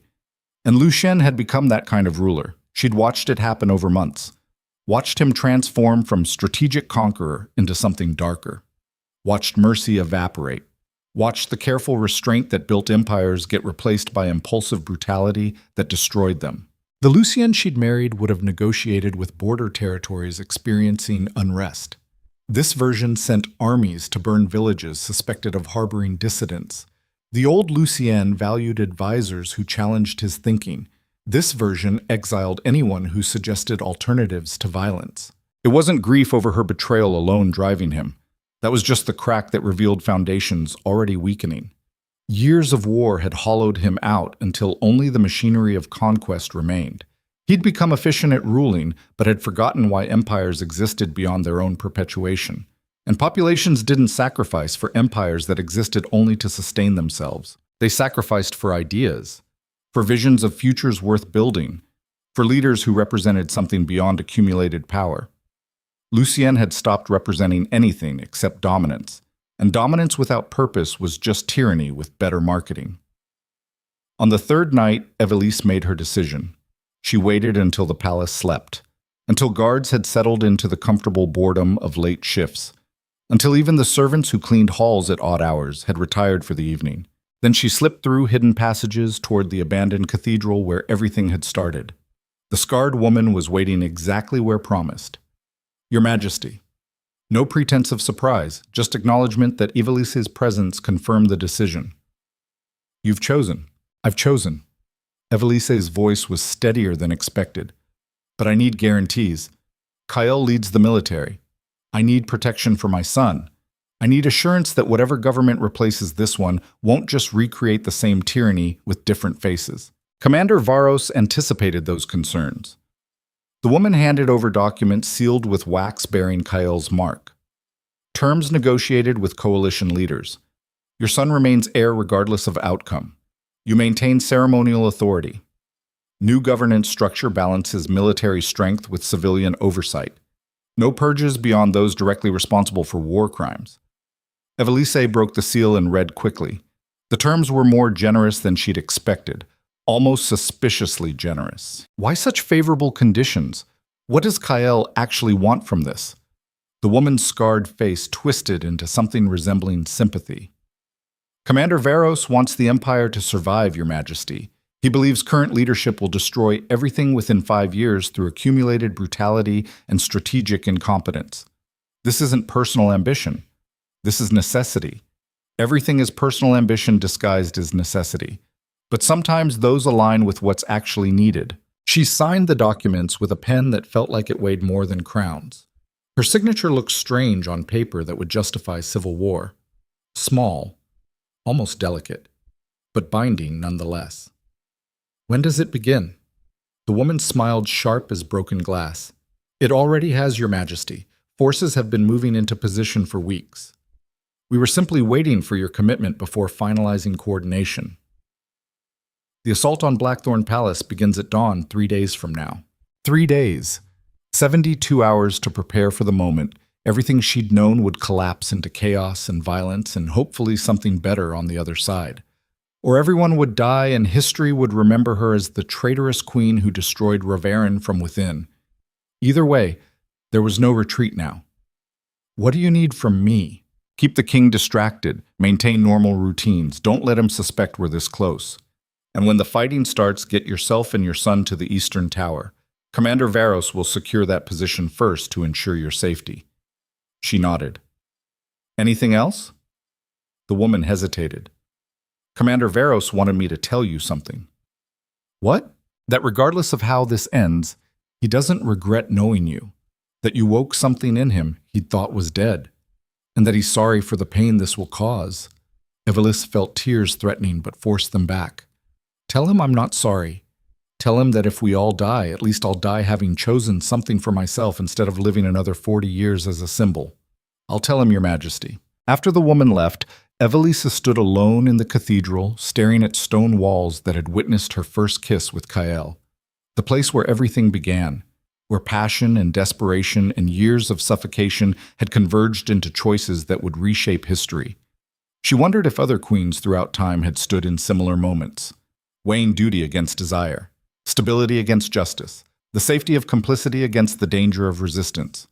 Probably. And most had chosen safety because that's what survival required in systems designed to punish deviation. But sometimes survival wasn't worth the cost. Sometimes living meant choosing to burn everything down and hoping something better grew from ashes. She left the cathedral and returned to her chambers through hidden passages, crawled into bed beside silence and tried to sleep knowing that in 72 hours she would either be dead or standing at the center of a new world. Either way, the old world was ending, and she'd been the one to strike the match. Lucien couldn't sleep. He'd been having trouble sleeping for months. Ever since discovering Evelisse's betrayal, something had broken inside him that strategic thinking couldn't repair. He'd tried drowning it in work, in military planning, in the endless administrative details that empires required. Nothing worked. Because underneath everything else was the persistent question that tormented him during dark hours when masks came off and honesty became unavoidable. Had he destroyed his own marriage through neglect? Had he transformed into exactly the kind of monster he'd once fought against? Had building an empire required sacrificing everything that made life worth living beyond simple survival? He wanted to say no, wanted to believe that circumstances had forced difficult choices, that ruling required emotional distance, that empires couldn't be built by men who prioritized personal relationships over strategic necessity. But late at night, staring at ceiling while exhaustion refused to become sleep, he suspected the truth was simpler and more damning. He'd chosen empire over intimacy because empire was easier. Conquest made sense. You identified objectives, deployed resources, measured success through territorial acquisition, clear metrics, obvious outcomes. Relationships required vulnerability, required admitting you didn't have all answers, required treating another person as equal rather than subordinate, required the kind of openness that felt dangerous to men who'd survived by maintaining absolute control. So he'd chosen the easier path and lost his wife in the process. Not to mention whatever remained of his humanity. A knock interrupted his thoughts. Commander Draven entered before receiving permission. The old warrior looked exhausted, haunted. "Your Majesty, we have a problem." Lucien sat up. "What kind of problem?" "Intelligence suggests coordinated troop movements along eastern borders. Not invasion exactly, more like positioning for something larger.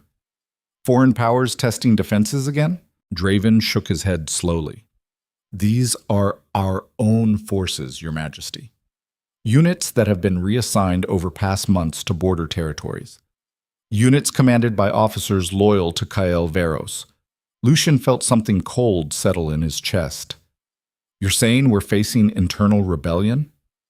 "I'm saying all the signs point that direction, Your Majesty. The question is whether you want to believe them." "Of course I believe them." Lucien stood and moved to the maps covering his walls. "Show me the positions." Draven traced patterns across multiple territories. Here, here, and here. Approximately 20,000 troops if estimates are accurate. Well-equipped, well-trained, led by commanders who've expressed increasing frustration with recent policy decisions. 20,000. That was nearly a third of Ravaryn's standing military, enough to create genuine threat if coordinated properly. When? Unknown. But movement patterns suggest they're preparing for something imminent, days rather than weeks. And Kael Varros leads them? Draven's expression was grim. "Commander Varros has been organizing this for months, Your Majesty, using exile as cover to build coalition among displaced officers and territory governors alienated by increasingly harsh policies." Lucien stared at the maps, understanding with sudden clarity what was happening. This wasn't random rebellion. This was coordinated revolution led by the man he'd exiled for sleeping with his wife. The irony was almost beautiful in its cruelty. He'd elevated Kael specifically to test loyalty, had given him proximity to power to see how he handled temptation, and Kael had used that elevation to understand Ravaryn's military structure intimately before using that knowledge to organize its destruction. Brilliant, ruthless, exactly what Lucien would have done in his position. "Does the Queen know?" Draven hesitated. "That's the other problem, Your Majesty. Tell me." "Palace intelligence suggests Her Majesty has been in contact with elements connected to Commander Varros. Nothing confirmed, just patterns, movements, absences that align with known insurgent communications. Understanding crashed through Lucien like physical impact. Evelisse wasn't just a victim in this.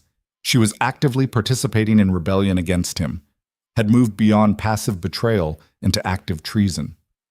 For several seconds he couldn't breathe, couldn't process the magnitude of what that meant. His wife, the mother of his son, the woman who'd stood beside him for 17 years, was conspiring with his enemies to destroy everything he'd built. The analytical part of his brain understood the logic. She'd been neglected, humiliated, transformed into decorative fixture. Of course, she'd eventually align with forces offering alternatives to her current imprisonment, but understanding didn't soften the devastation, didn't make the betrayal hurt less. "Show me everything." His voice was cold. Dead. Every piece of intelligence suggesting the Queen's involvement. I want proof before I act. Your Majesty, are you certain? Show me everything, Commander. That's an order. Draven spread additional documents across the table. Reports from informants, observations from guards, patterns of behavior suggesting coordination with external forces. The evidence was circumstantial but compelling. Multiple secret meetings in the abandoned cathedral, notes delivered through servants with questionable loyalty. Resources quietly redirected in ways that benefited insurgent positioning. Nothing definitive enough for execution, but enough to confirm what Lucien's instincts had been screaming for days. His wife was betraying him again. But this time the stakes weren't just personal humiliation. This time the betrayal threatened the entire empire.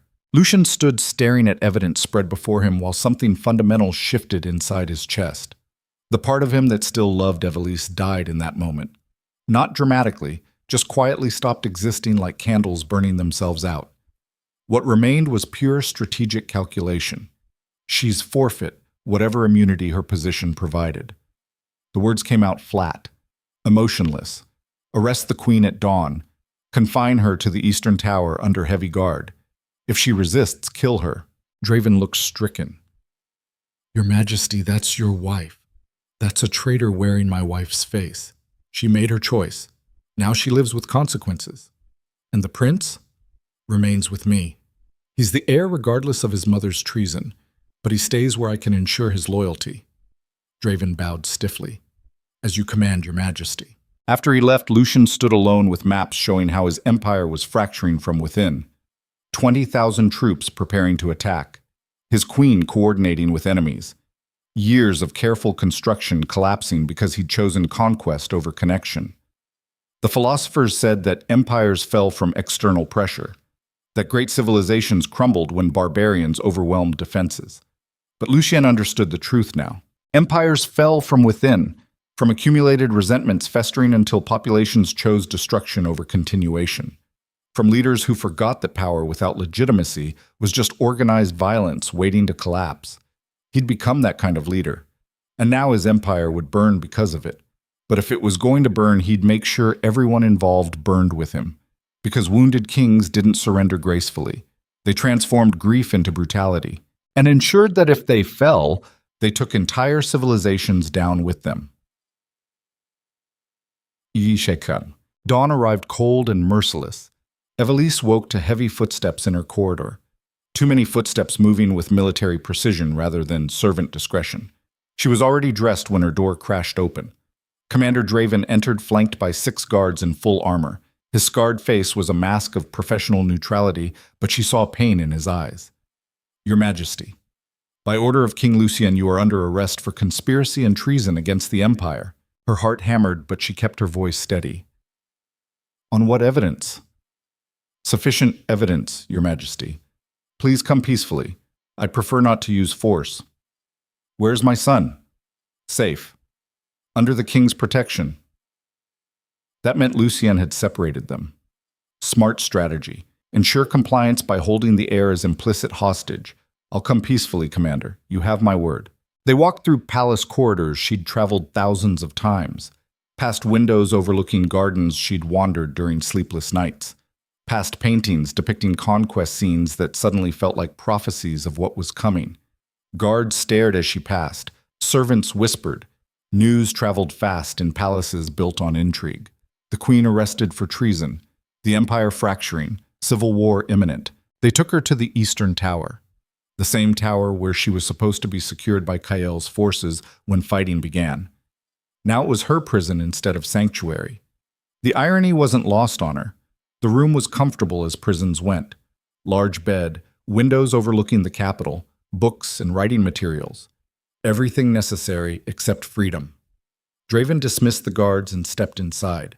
His expression was tormented. Your Majesty, I'm sorry. I tried convincing the king to show mercy, but you have nothing to apologize for, Commander. She moved to the window. You serve Lucien. I'm betraying him. You're just following orders. Following orders doesn't absolve responsibility, Your Majesty. I've watched your marriage disintegrate for years. Watched the king transform into something unrecognizable. I understand why you chose this path, even if I can't condone it. Then why arrest me? Because the alternative is civil war that kills thousands. Because maybe confinement prevents you from coordinating further with insurgent forces. Because I'm hoping imprisonment satisfies the king's need for retribution without requiring execution. You think he'll execute me? Draven's silence was answer enough. Make sure my son survives this. Evelisse's voice cracked. Whatever happens to me or Lucien, make sure my son survives and doesn't become another tyrant shaped by trauma. I'll do everything possible, Your Majesty. After he left, she stood at the window watching the capital wake beneath her. Smoke rising from breakfast fires, merchants setting up stalls, people living ordinary lives unaware that in hours or days their world would explode into violence that would reshape everything. She'd known this was possible, had accepted the risk when signing documents committing to rebellion. But knowing abstractly that you might die and facing actual imprisonment awaiting execution were different experiences. Terror was making breathing difficult. Not terror of death exactly. Death would be quick if it came. Terror of what her choice would cost everyone around her. Her son growing up without mother. Lucien destroyed by accumulating betrayals. Thousands dying in civil war because she'd needed to feel alive more than she'd needed to maintain stability. Was it worth it? Would history remember her as brave revolutionary or selfish traitor? Did it matter what history thought if everyone she loved ended up dead? She was still wrestling with those questions when explosions shook the palace foundations. The rebellion had begun. Kael led the assault personally, 20,000 troops moving in coordinated strikes against Ravaryn's capital defenses. Not blind aggression, surgical precision targeting key positions while minimizing civilian casualties. The goal wasn't destruction for its own sake. The goal was regime change with minimal bloodshed. Replace leadership while preserving imperial structure. But theory and reality diverged quickly once violence started. Lucien had prepared defenses better than expected. Palace guards and loyal military units fought with desperate ferocity. Every street became a battleground, every building a potential fortress. Blood ran in gutters where merchants had sold flowers yesterday. Bodies accumulated in squares where children had played. The capital descended into chaos. Kael fought through the outer districts with single-minded focus. His silver eyes scanned constantly for threats. His blade moved with efficiency born from years of combat. No wasted motion, no hesitation, just the mechanical brutality of someone who'd accepted that violence was necessary for change. The Eastern Tower. He grabbed a lieutenant fighting beside him. We need to secure the Eastern Tower before palace forces move the Queen. Already tried, sir. Heavy resistance. Commander Draven has the entire structure locked down with veteran troops. Then we go through them. Sir, that's suicide. Those are the king's personal guards. Then it's suicide. Kael's expression was grim. But I'm not leaving her in that tower when Lucien decides wives make convenient scapegoats for empires collapsing. They fought through streets running red, past buildings burning from fires started by combat, past civilians huddled in doorways praying violence would pass them by. The reality of revolution was nothing like the idealistic planning sessions where they discussed necessary change. This was ugliness, brutality, the kind of chaos that destroyed more than it built. But there was no stopping now. Momentum carried them forward even when direction became questionable. They reached the Eastern Tower just as palace forces were reinforcing positions. Commander Draven stood at the entrance wearing full armor. The old warrior looked exhausted but determined. Commander Varros, his voice carried across the courtyard. Turn back. You don't want this fight. I want the Queen Commander. Release her and we can negotiate terms for Lucien's surrender. The king doesn't surrender. And I don't betray him by releasing political prisoners just because insurgents demand it. Then we do this the hard way. Draven drew his sword. The blade caught morning light, turning blood-colored. The hard way costs both of us men we can't afford to lose. Walk away, Kael. Save whatever idealism you still possess before this destroys it completely. Idealism died the moment I watched your king transform into a tyrant. Now I'm just cleaning up the mess. They charged simultaneously, veteran warriors meeting in combat that would determine whether empires fell or endured. Their blades rang like bells, each strike calculated for maximum efficiency, each block precisely timed. Around them soldiers fought and died. Young men killing each other over political disagreements they barely understood. The cost of change measured in blood. Draven was older but experienced in ways Kael wasn't.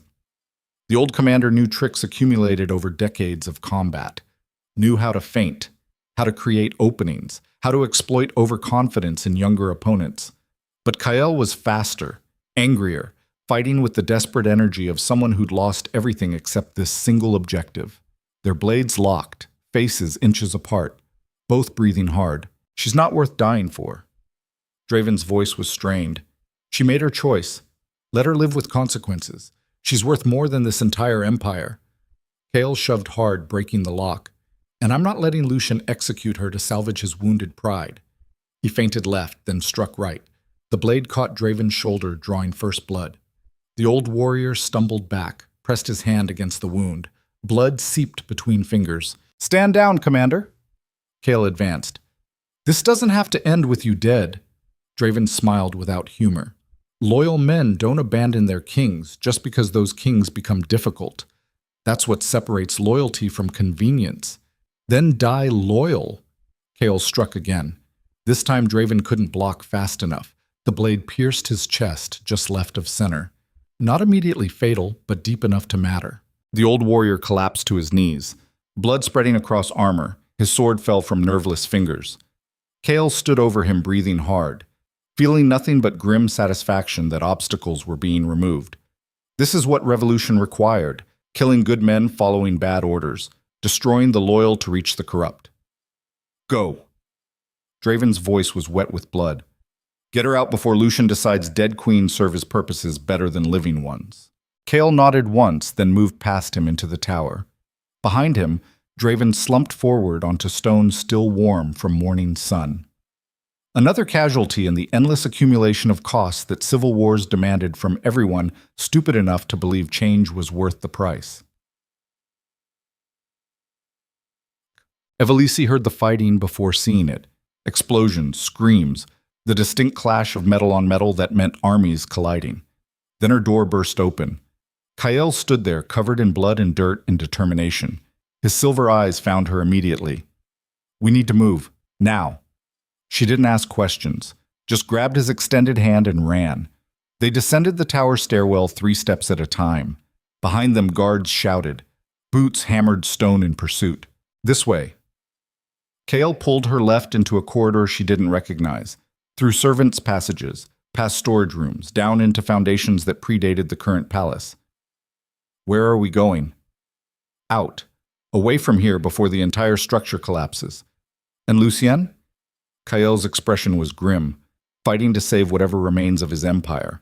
"Which means we need distance before he decides you're more useful as a symbol of betrayal than as a living person with complicated motives." They emerged into the palace gardens just as the throne room section erupted in flames. Some idiot had deployed fire weapons inside stone structures. Now centuries of history were burning because revolutionaries forgot that destroying symbols meant destroying the actual buildings those symbols inhabited. Evelisse stopped running, stared at the palace burning. "My son is in there." Kael's hand tightened on hers. "Evelisse, we can't. My son is in there." She pulled free. "I'm not leaving without him. You'll die trying. Lucien has the entire central palace locked down with his most loyal troops. You can't reach him." "Then I die trying." She ran back toward the flames before Kael could stop her, because whatever else she'd become, she was still a mother. And mothers didn't abandon children to burn, even when burning was the most likely outcome for everyone involved. Kael swore and followed her back into hell, because apparently loving someone meant following them into obviously suicidal situations, and hoping mutual stupidity somehow resulted in survival. They fought through gardens now being used as battlefield staging areas, past wounded soldiers crying for medics who couldn't reach them through ongoing combat, past defensive positions where Lucien's forces were making final stands against superior numbers. The central palace was an inferno. Flames consumed tapestries depicting conquest. Melted gold inlay showed centuries of looting, destroyed statues representing emperors whose names would be forgotten as thoroughly as their stone faces. Everything burning because change required destruction before reconstruction. Evelisse covered her mouth against smoke and pushed forward. The residential wing. That's where Lucien would keep their son during combat, protected by whatever remained of his personal guard. They found him in the war chamber surrounded by maps that no longer mattered because strategy couldn't defeat superior forces motivated by ideology. King Lucien stood in full armor holding their son with one hand. His other hand rested on his sword. He looked like exactly what he was, a king who'd lost everything standing in ruins of the empire he'd built. His winter storm eyes found Evelisse with devastating focus. So, his voice was cold, dead. You came for the boy. Or for him? He nodded toward Kael, standing behind her covered in blood that might or might not be his own. I came for my son. Evelisse stepped forward. Whatever you think I deserve can happen after he's safe. You think I'd hurt our son? Lucien's expression was wounded. You think I'm that far gone? I think you're desperate, and desperate men make choices they wouldn't normally consider. True. Lucien looked down at the child held against his chest.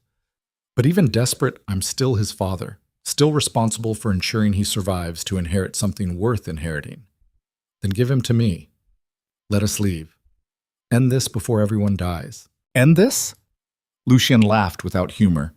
This ends when empires fall, when revolutions consume themselves.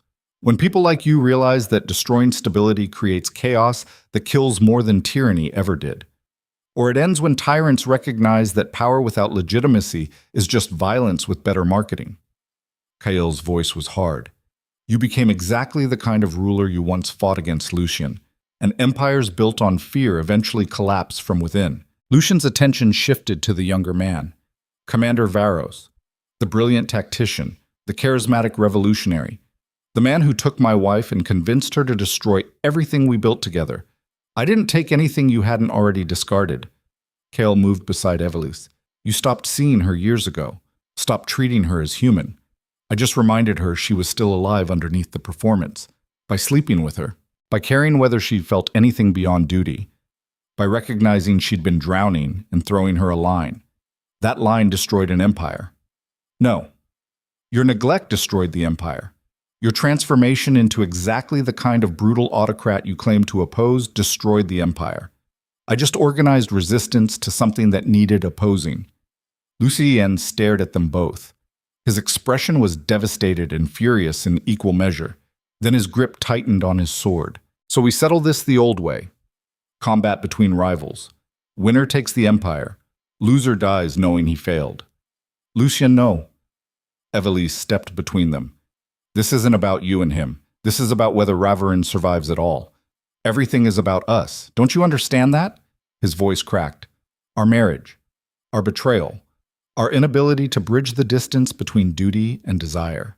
This entire war is just our broken relationship writ large across an empire. And maybe that was true. Maybe civil wars were always personal conflicts that metastasized into ideology. Maybe empires fell not from grand historical forces, but from accumulated intimate failures between people who stopped trying to understand each other. But understanding didn't stop what came next. Lucien handed their son to a guard with explicit instructions for evacuation. Then he drew his sword and moved toward Kael with deadly intent. The final confrontation between king and revolutionary, between wounded husband and passionate insurgent, between two men who'd once admired each other before desire and neglect transformed them into enemies whose conflict would reshape history. Their blades met with sound like breaking worlds. And in that moment, everything that had been building for months finally exploded into violence that would determine whether empires fell or endured, whether love justified destruction, whether revolution was redemption or just chaos wearing idealistic masks. The throne room burned around them. Ravaryn's black marble palace collapsed, and three people who destroyed each other while destroying an empire fought for whatever remained of futures they'd once imagined.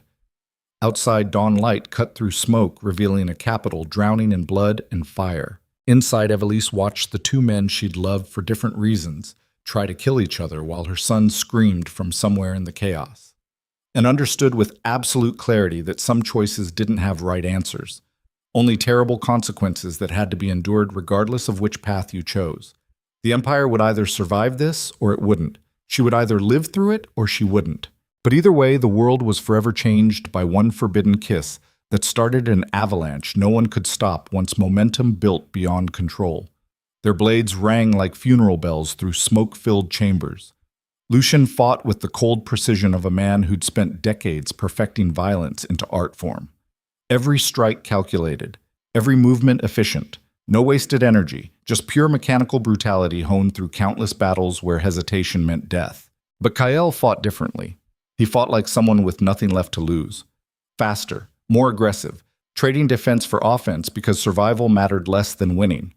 Two different philosophies of combat, two different approaches to power, two men who might have been allies in different circumstances now trying to kill each other while an empire burned around them. Evelisse stood frozen watching them destroy each other, wanting to scream, wanting to intervene, wanting to rewind time to the moment she'd first kissed Kael and choose differently.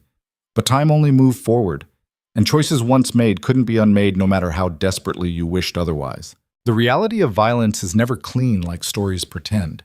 It's not choreographed dances where heroes triumph through skill and determination. It's ugly desperation. It's grown men trying to hurt each other badly enough that one stops moving permanently. It's blood and sweat and the animal sounds people make when blades cut flesh. Lucien's sword caught Kael's shoulder, drawing bright blood. The younger man stumbled but recovered, struck back catching the king's thigh. Now both were bleeding, both slowing as injuries accumulated. Around them, the palace continued collapsing. Flames consumed wood beams that had supported structures for centuries. Stone cracked from heat.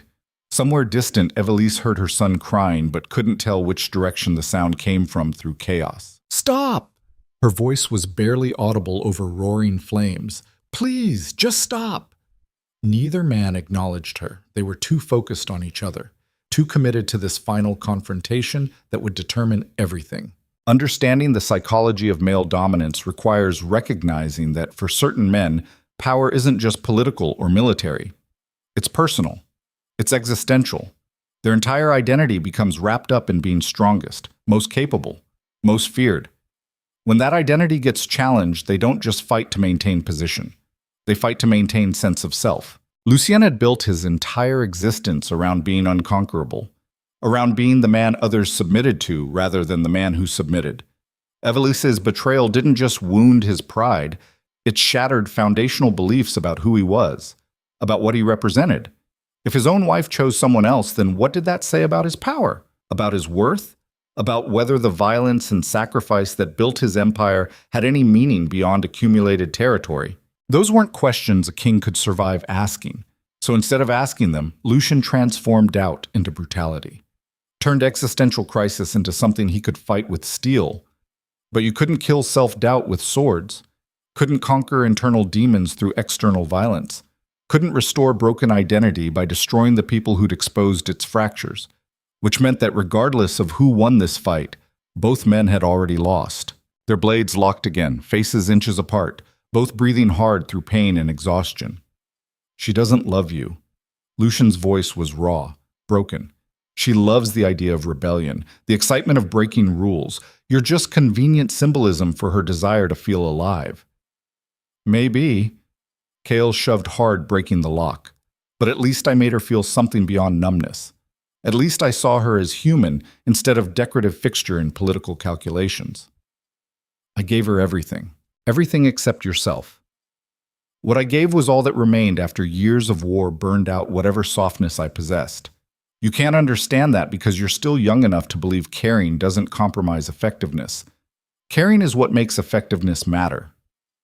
Power without purpose is just organized violence waiting to collapse. They struck simultaneously, both blades finding flesh, both men crying out, both collapsing to knees as legs gave out beneath accumulated damage. Blood pooled on marble floors that had witnessed countless moments of imperial glory. Now they witnessed its end. Evelisse finally moved, ran to them both, dropped between them with hands extended like she could physically hold together things already shattered beyond repair. Enough. Tears streamed down her face. This is enough. You've both proven whatever you needed to prove. Now stop before you both die for principles that matter less than the lives you're destroying. Lucien looked at her with eyes that held devastation she'd never seen before. All those years of carefully maintained emotional distance cracked completely, revealing the man underneath who'd been slowly dying from isolation he'd chosen. "I still love you." His voice was barely whisper. "Even after everything, even knowing you chose him, Even understanding I drove you to it through neglect and emotional unavailability. I still love you, and that's the most humiliating truth I've ever admitted. I know. Evelisse's voice broke. I know you do. And part of me still loves the man you were before war transformed you into something unreachable. But loving each other doesn't fix what's broken between us, doesn't undo years of accumulated distance, doesn't rebuild trust destroyed by mutual betrayal. Then what was any of this for? Lucien gestured weakly at Burning Palace. If love isn't enough, what justifies destroying everything? It wasn't about love. Kael's voice was strained with pain. It was about whether empires should survive when they stop serving populations that sustain them, whether power without legitimacy deserves protection, whether maintaining stability justifies tolerating tyranny. I built this empire to protect people from worse alternatives. You built this empire to satisfy personal need for control. Protection was convenient justification for conquering, same as revolution is convenient justification for my ambition. The honesty was startling. Most revolutionaries convinced themselves their motives were pure, that ideology alone drove them. But Kael understood that personal desires and political philosophy were always tangled, that people rarely sacrificed for abstract principles. They sacrificed for concrete needs dressed in idealistic language.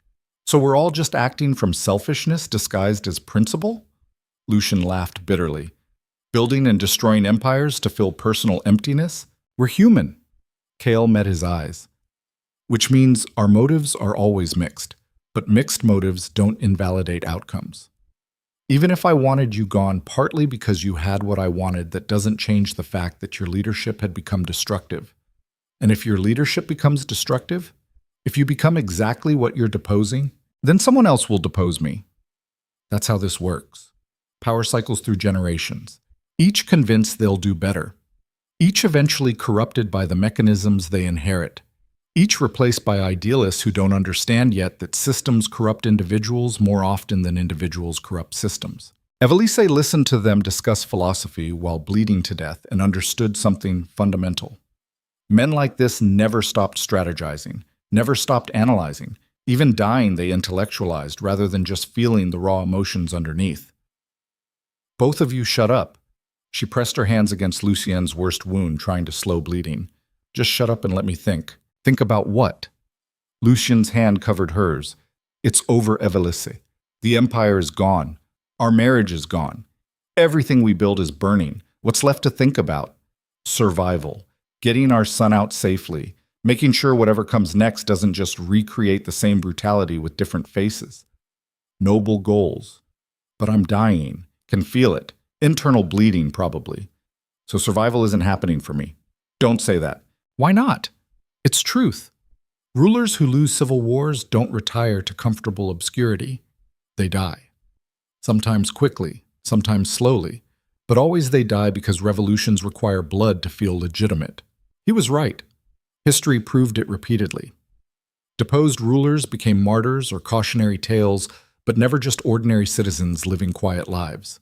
The political philosophy of power transitions demanded finality. Otherwise, legitimacy remained contested. Otherwise, old regimes could resurge when new ones stumbled.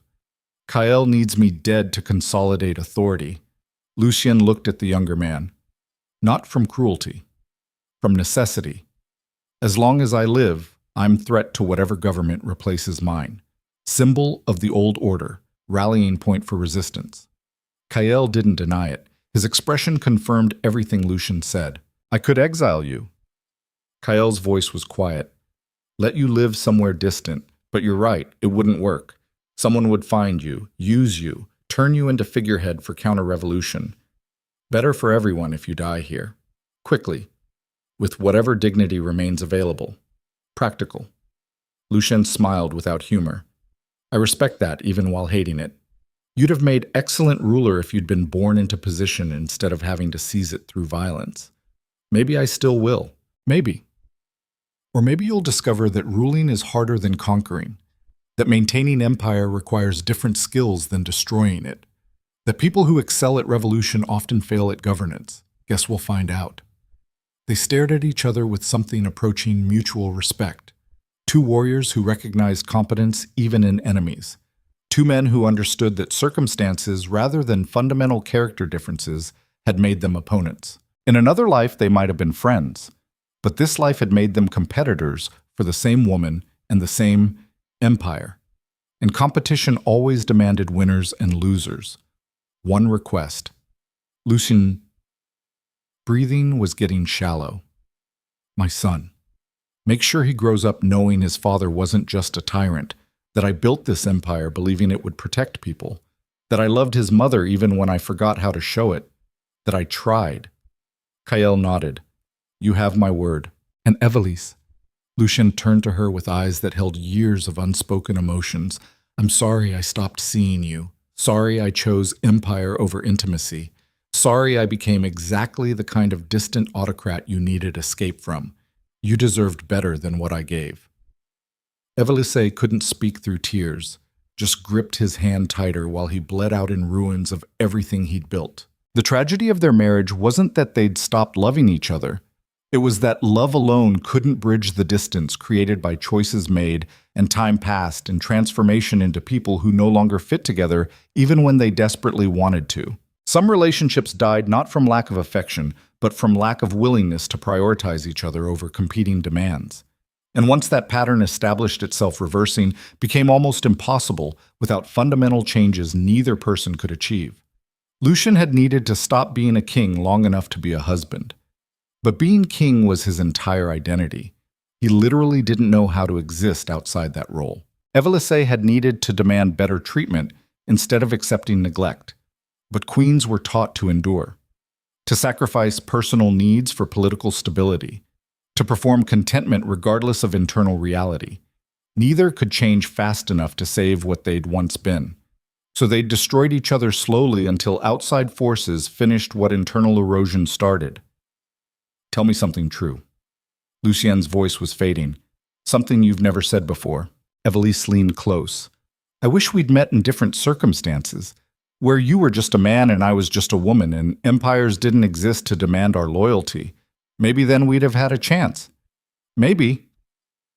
Lucien's smile was sad, but we were never just people. Always king and queen. Always symbols before we were human. That was the cage we built together and couldn't escape even when it was killing us. His eyes closed. His breathing stopped.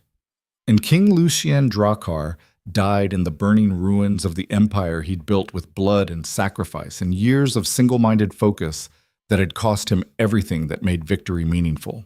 Evelisse held him while grief crashed through her. Not grief for what he'd become at the end. Grief for what they'd been briefly at the beginning. For the man who'd been gentle on their wedding night. For the 6 months where she'd thought maybe they could build something real. That man had died years ago. But watching his body follow his spirit into death still destroyed something inside her. Kael placed his hand on her shoulder. We need to move. Palace is collapsing. We need to find your son and get out before the structure comes down. Give me a moment. We don't have moments. His voice was gentle but firm. I'm sorry. I know this is devastating. But we need to survive before we can grieve. He was right. Practicality demanded prioritizing survival over mourning. So Evelisse forced herself to stand, forced herself to leave Lucien's body in the throne room that had defined his existence, forced herself to keep moving because her son needed her alive more than her dead husband needed her grief. They found the prince in the eastern corridor, surrounded by guards who'd prioritized his safety over fighting. He ran to his mother crying. She held him tight while whispering reassurances that probably weren't true but felt necessary anyway. Outside the palace finally collapsed completely. Centuries of architecture and accumulated history crashing into rubble. The physical manifestation of empire falling in real time. Kael led them through evacuation routes he'd mapped during planning, away from worst fighting, away from fires consuming the capital, toward positions secured by his forces. They emerged into dawn light cutting through smoke. The city looked like battlefield paintings depicted conquered territories. Buildings burned, bodies lined streets. Survivors stumbled through wreckage looking for loved ones or possessions or any familiar landmark that suggested the world hadn't completely ended. This was the cost of revolution measured in immediate terms. Years of rebuilding required. Thousands dead. Infrastructure destroyed. Trust shattered between populations and whoever claimed authority next. The long-term benefits might justify short-term costs, might create better governance and more legitimate power structures in societies that served populations rather than extracting from them. But those benefits existed in theoretical futures. Right now, only destruction was real. "Commander?" A young officer ran toward them. "Coalition forces have secured the capital. Remaining loyalist units are surrendering. The Empire is yours, not mine." Kael's voice was tired. "The Empire belongs to whoever can govern it better than what came before. I'm just the weapon that destroyed the old structure. Someone else needs to build the new one." The officer looked confused. "Then who leads?" "Transitional Council. Representatives from coalition factions. Civilian oversight of military. We'll figure out details once the fires are out and bodies are counted and survivors stop looking at us like invaders rather than liberators." Understanding the difference between conqueror and liberator required acknowledging that populations rarely distinguish between them initially. Both brought violence and disruption. Both demanded submission. Both claimed legitimacy through force. Only time revealed whether new systems served people better than old ones, whether revolution was progress or just cycling through different versions of the same oppression. Kael had no illusions about being hero. He'd killed good men following bad orders. He'd destroyed empire that, for all its flaws, had maintained stability. He'd prioritized personal desires alongside political philosophy and couldn't honestly separate which motivated him more. But he'd done what he'd thought was necessary. And now he'd live with consequences of those actions regardless of whether history judged them necessary or just catastrophic. Evelisse stood holding her son while watching smoke rise from the capital, wondering what came next, wondering if she'd made things better or just different, wondering if her son would forgive her for the choices that killed his father. "Your Majesty," the young officer's voice was respectful. "What are your intentions?" "My intentions?" Evelisse looked at him. "I intend to raise my son away from politics that destroyed his family. I intend to ensure he doesn't become another tyrant shaped by trauma. And I intend to spend whatever time remains remembering that passion can make people feel immortal, but every forbidden desire eventually demands payment in blood." "So you're abdicating?" "I was never really queen, just a woman wearing a crown while dying inside. But yes, officially, formally, whatever ceremonial language is required, I abdicate any claim to authority, find someone competent who actually wants the position, and the prince remains heir when he comes of age if he chooses. Until then, he's just a boy who lost his father. Let him be that before making him anything else." The officer bowed and departed to relay the message. Kael moved closer. "Where will you go?" "I don't know. Somewhere small, somewhere quiet, somewhere I can remember what it feels like to be human instead of symbolic." "And us?" Evelisse looked at him. Really looked at him. The man she'd risked everything for. The man who'd made her feel alive when she'd been drowning. The man whose passion had destroyed an empire. "I don't know." Her voice was honest. "I thought I loved you. Maybe I did. Maybe I just loved the idea of being seen, of mattering to someone, of feeling anything beyond numbness. But love built on rebellion and mutual need probably isn't stable enough to survive once the crisis passes. So that's it? We destroy everything, then walk away from each other? Maybe that's exactly what we do. Maybe the healthiest thing is acknowledging that what we had was real, but temporary. That it served purpose during dark times, but doesn't translate into normal life. That some connections are meant to burn bright and brief rather than lasting. Kael's expression was complicated. Pain and understanding mixed together. I should be angry, should argue, should try convincing you we could work. But you're probably right. We weren't built for peaceful domesticity. We were built for crisis and passion and dramatic gestures. And those things don't sustain relationships long term. They just create intensity that feels meaningful while it's happening, then fades once adrenaline stops pumping. So we say goodbye, eventually. Evelisse stepped closer. But not today. Today we're both too exhausted and traumatized to make permanent decisions. Today we just survive. She kissed him, soft and sad. The kind of kiss that contained acknowledgement that this was ending even while wishing it didn't have to. When they separated, both had tears. Because the truth about forbidden desires was that they rarely survived exposure to daylight. They existed best in shadows, where consequences seemed distant and passion felt eternal. Once dragged into reality, they withered under scrutiny that revealed them as desperate grasping rather than transcendent connection. What Evelisse and Kael had shared was real, but it was also shaped by circumstances that no longer existed, by her need for escape and his desire for meaning, and their mutual loneliness creating something that felt profound, but might have been just two people convincing themselves they'd found answers in each other. Now they had to figure out who they were without the drama that had defined them, without crisis to justify intensity, without empires burning to make their choices feel significant, and that was harder than fighting wars. Months passed like healing wounds, slow, painful, leaving scars that never fully faded. Ravaryn rebuilt itself from ashes. New governance structures emerged from coalition negotiations. Civilian councils balanced military authority. Territory governors gained more autonomy. Trade routes reopened. Markets recovered. The empire survived but transformed. Less centralized, less autocratic, less dependent on single strongman maintaining order through force and fear. Whether that made it better remained contested. Some praised new freedoms. Others missed stability of the old system. Most just adapted because survival required flexibility regardless of political preferences.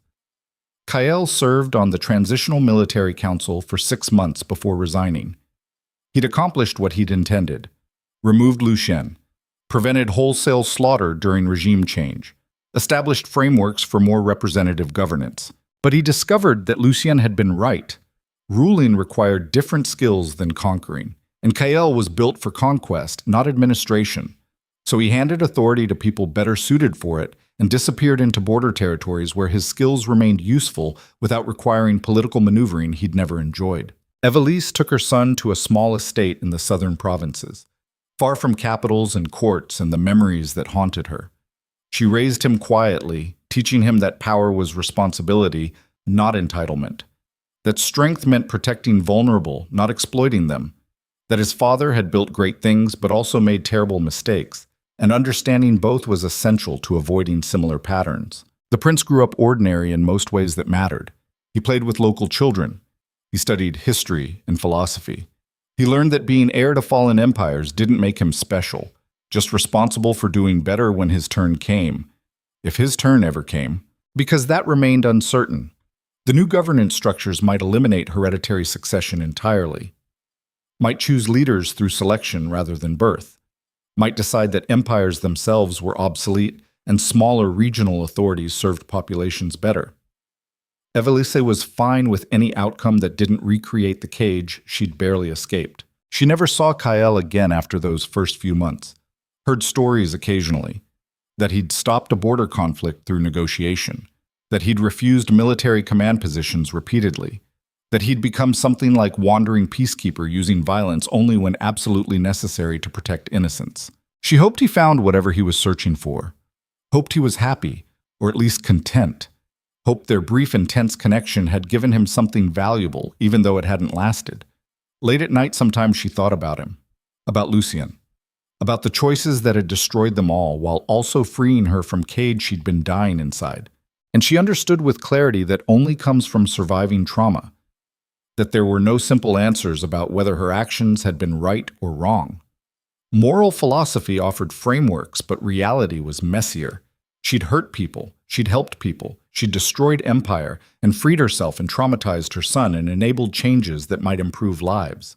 All of it true simultaneously. All of it part of the complicated legacy of being human rather than symbolic. Some nights she felt crushing guilt for Lucien's death, for the affair that destabilized everything, for choosing personal needs over political stability. Other nights she felt fierce pride that she'd refused to keep dying quietly, that she'd demanded to be seen as human, that she'd contributed to removing tyrant even when that tyrant had been her husband. Most nights she just felt tired, tired of carrying weight of choices made, tired of second-guessing past actions, tired of wondering if different decisions would have led to better outcomes. But tired was better than numb. Exhaustion was better than the hollow emptiness she'd carried for years beside Lucien. Even pain proved she was alive rather than just going through motions. And ultimately, that was what everything had been about. Not love exactly, not even freedom, really. Just the desperate need to feel alive before dying without ever having truly lived. One evening, 5 years after the empire fell, Evelisse sat on her terrace watching sunset paint the sky colors that reminded her of burning palaces. Her son played nearby practicing sword forms because even in peaceful times, warriors' children learned violence just in case. A rider approached from the east, hooded, alone, moving with familiar confidence that made her pulse quicken before her mind identified why. Kael dismounted and pushed back his hood. He looked older, more scarred, but his silver eyes still held the intensity she remembered from observatory towers and burning cities. Your Majesty. His voice was careful, respectful, the way you address someone whose title still matters even in retirement. Just Evelisse now. No Majesty. No Queen. Just a woman raising her son and trying to make peace with choices that can't be unmade. He moved closer. I wanted to see if you were all right, if you'd found whatever you were searching for. I found quiet. Not sure if that's the same as what I was searching for, but it's what I have. And you? Did revolution fulfill whatever drove you? It exposed the gap between ideology and implementation. Turned out destroying systems is easier than building better ones. Turned out the weapons that win revolutions don't translate into tools for governance. So you're just wandering now? Wandering and trying to do smaller good since larger good proved beyond my competence. They stood in silence while light faded and stars emerged. Finally, Evelisse spoke. Do you regret it? Any of it? Every day. Kael's honesty was raw. I regret the deaths, the destruction, the arrogance of thinking I knew better. But I don't regret knowing you. Don't regret reminding you that you were still alive. Don't regret trying even if execution was flawed. I killed my husband. Her voice broke. Maybe not directly, but my choices created circumstances that got him killed. And I can't decide if that was necessary sacrifice or unforgivable betrayal. Maybe it was both. Maybe killing tyrants is always unforgivable betrayal that's also necessary sacrifice. Maybe moral clarity is luxury people in crisis situations don't have access to. That's convenient philosophy for absolving guilt. It's realistic philosophy for surviving guilt. Kael moved to stand beside her looking at same sunset. We don't get to know if our choices were right, just that we made them and have to live with consequences. Best we can do is try learning from mistakes while not being paralyzed by them. Is that what you're doing? Learning and moving forward? Trying to. Some days more successfully than others. Her son called from inside the house, asking about dinner. Evelisse waved acknowledgement, then turned back to Kael. Will you stay? For a meal at least. My son should meet the man who helped kill his father, should understand complicated truth instead of simplified stories. Kael hesitated, then nodded. I'd be honored.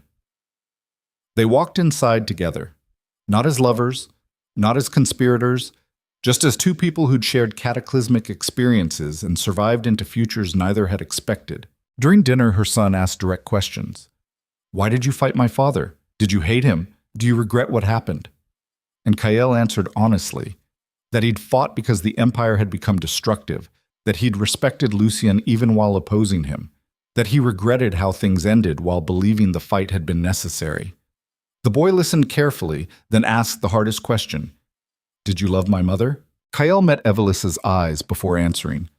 I loved what I understood of her during impossible circumstances, but I don't know if that was real love or just two lonely people finding each other in darkness.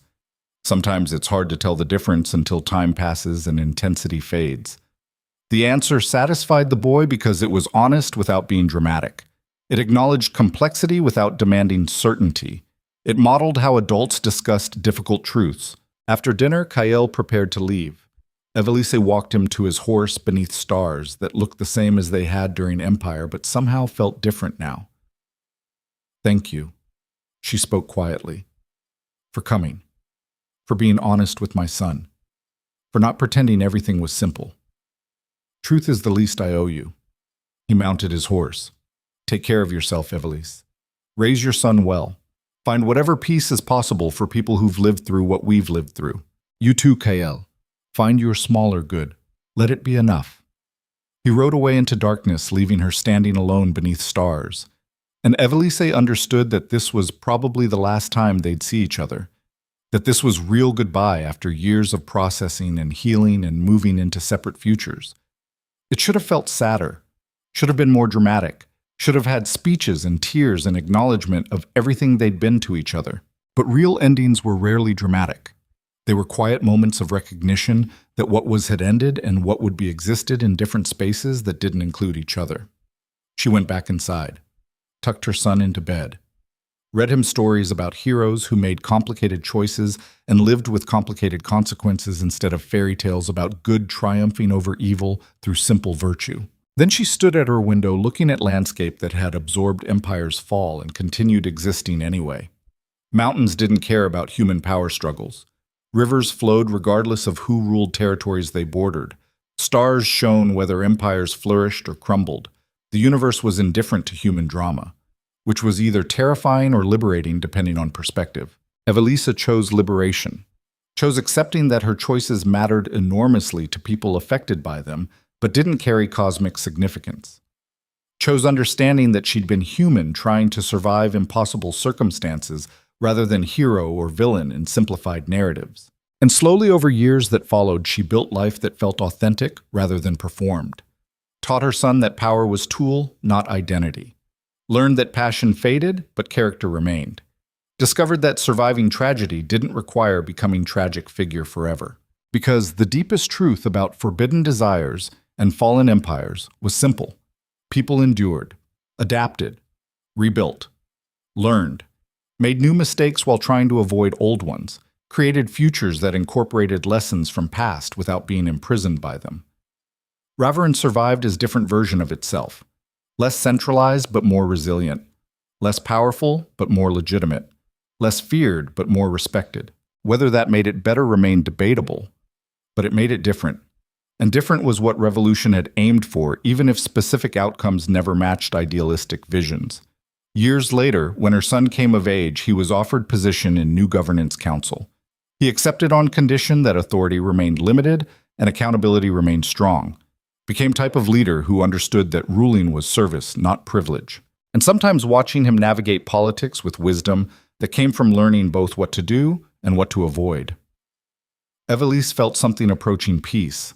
Not happiness exactly, too much loss for simple happiness, but peace that came from knowing she'd survived, that her son had survived, that empire had survived in transformed state that might serve populations better than what came before. Passion had made her feel immortal briefly, but survival required accepting mortality and making choices anyway. Required understanding that perfect outcomes were impossible and good enough had to be sufficient. Required forgiving herself for being human in circumstances that demanded inhuman perfection. Late at night, sometimes she still thought about Lucien, about the gentleman he'd been briefly before war consumed him, about what they might have been in different circumstances, about whether she could have saved their marriage if she'd fought harder for it earlier. But those thoughts no longer destroyed her. They were just part of accumulated experience that shaped who she'd become. Scars that proved she'd survived battles that killed lesser people. And ultimately, that was legacy worth having. Not perfection, not triumph, just survival with enough wisdom extracted from suffering to do better next time. The empire of blood and betrayal was gone. What remained was empire of ordinary people trying their best with imperfect tools and complicated motives, making mistakes, learning, building, failing, trying again, human, fallible, enduring. And Evelisse understood, finally, that this was always how empires worked, not through grand narratives of heroes and villains, but through accumulation of small choices by flawed people doing their imperfect best in circumstances beyond complete control. The palace had burned, but foundations remained, and from those foundations, people built something new. Not perfect, not ideal, but functional, human, real. And maybe that was enough. Maybe survival with lessons learned was victory of its own kind. Maybe the price paid in blood and loss and transformation had purchased something worth having, even if it wasn't what anyone had originally intended. She'd never know for certain. No one ever knew if their sacrifices truly mattered or just felt meaningful because humans needed meaning to justify suffering. But she'd chosen to believe they mattered, chosen to act as if her decisions had weight, chosen to live rather than just survive. And that choice alone proved she was still alive underneath everything, still capable of growth despite scars, still human despite being used as symbol. The stars continued shining, the world continued turning, and Queen Evelisse, who was no longer queen, continued living life she'd claimed for herself through choices that destroyed empires but freed her spirit. Not a happy ending, not a sad one, just an honest one. The kind that acknowledged complexity while refusing to be paralyzed by it. The kind that accepted responsibility without demanding certainty. The kind that recognized power's cost while celebrating freedom's value. The kind that felt true even when truth was uncomfortable. Because ultimate measure of character wasn't avoiding mistakes. It was surviving them, learning from them, becoming something better, or at least different through the painful process of transformation that came from confronting consequences rather than hiding from them. And in that transformation, in that painful, honest reckoning with choices made and prices paid, Evelisse found something she'd been seeking all along without knowing it. Not passion, not freedom, not even happiness. Just the simple, profound peace of being fully human in a world that tried to make her into symbol, of choosing life over performance even when life was harder, of surviving not as queen but as woman who'd been queen and learned that crowns were cages unless you understood how to wear them without being worn by them. The empire was gone, but the woman remained, scarred, wiser, alive. And that was victory enough for anyone who'd walked through fire and somehow emerged still breathing on the other side.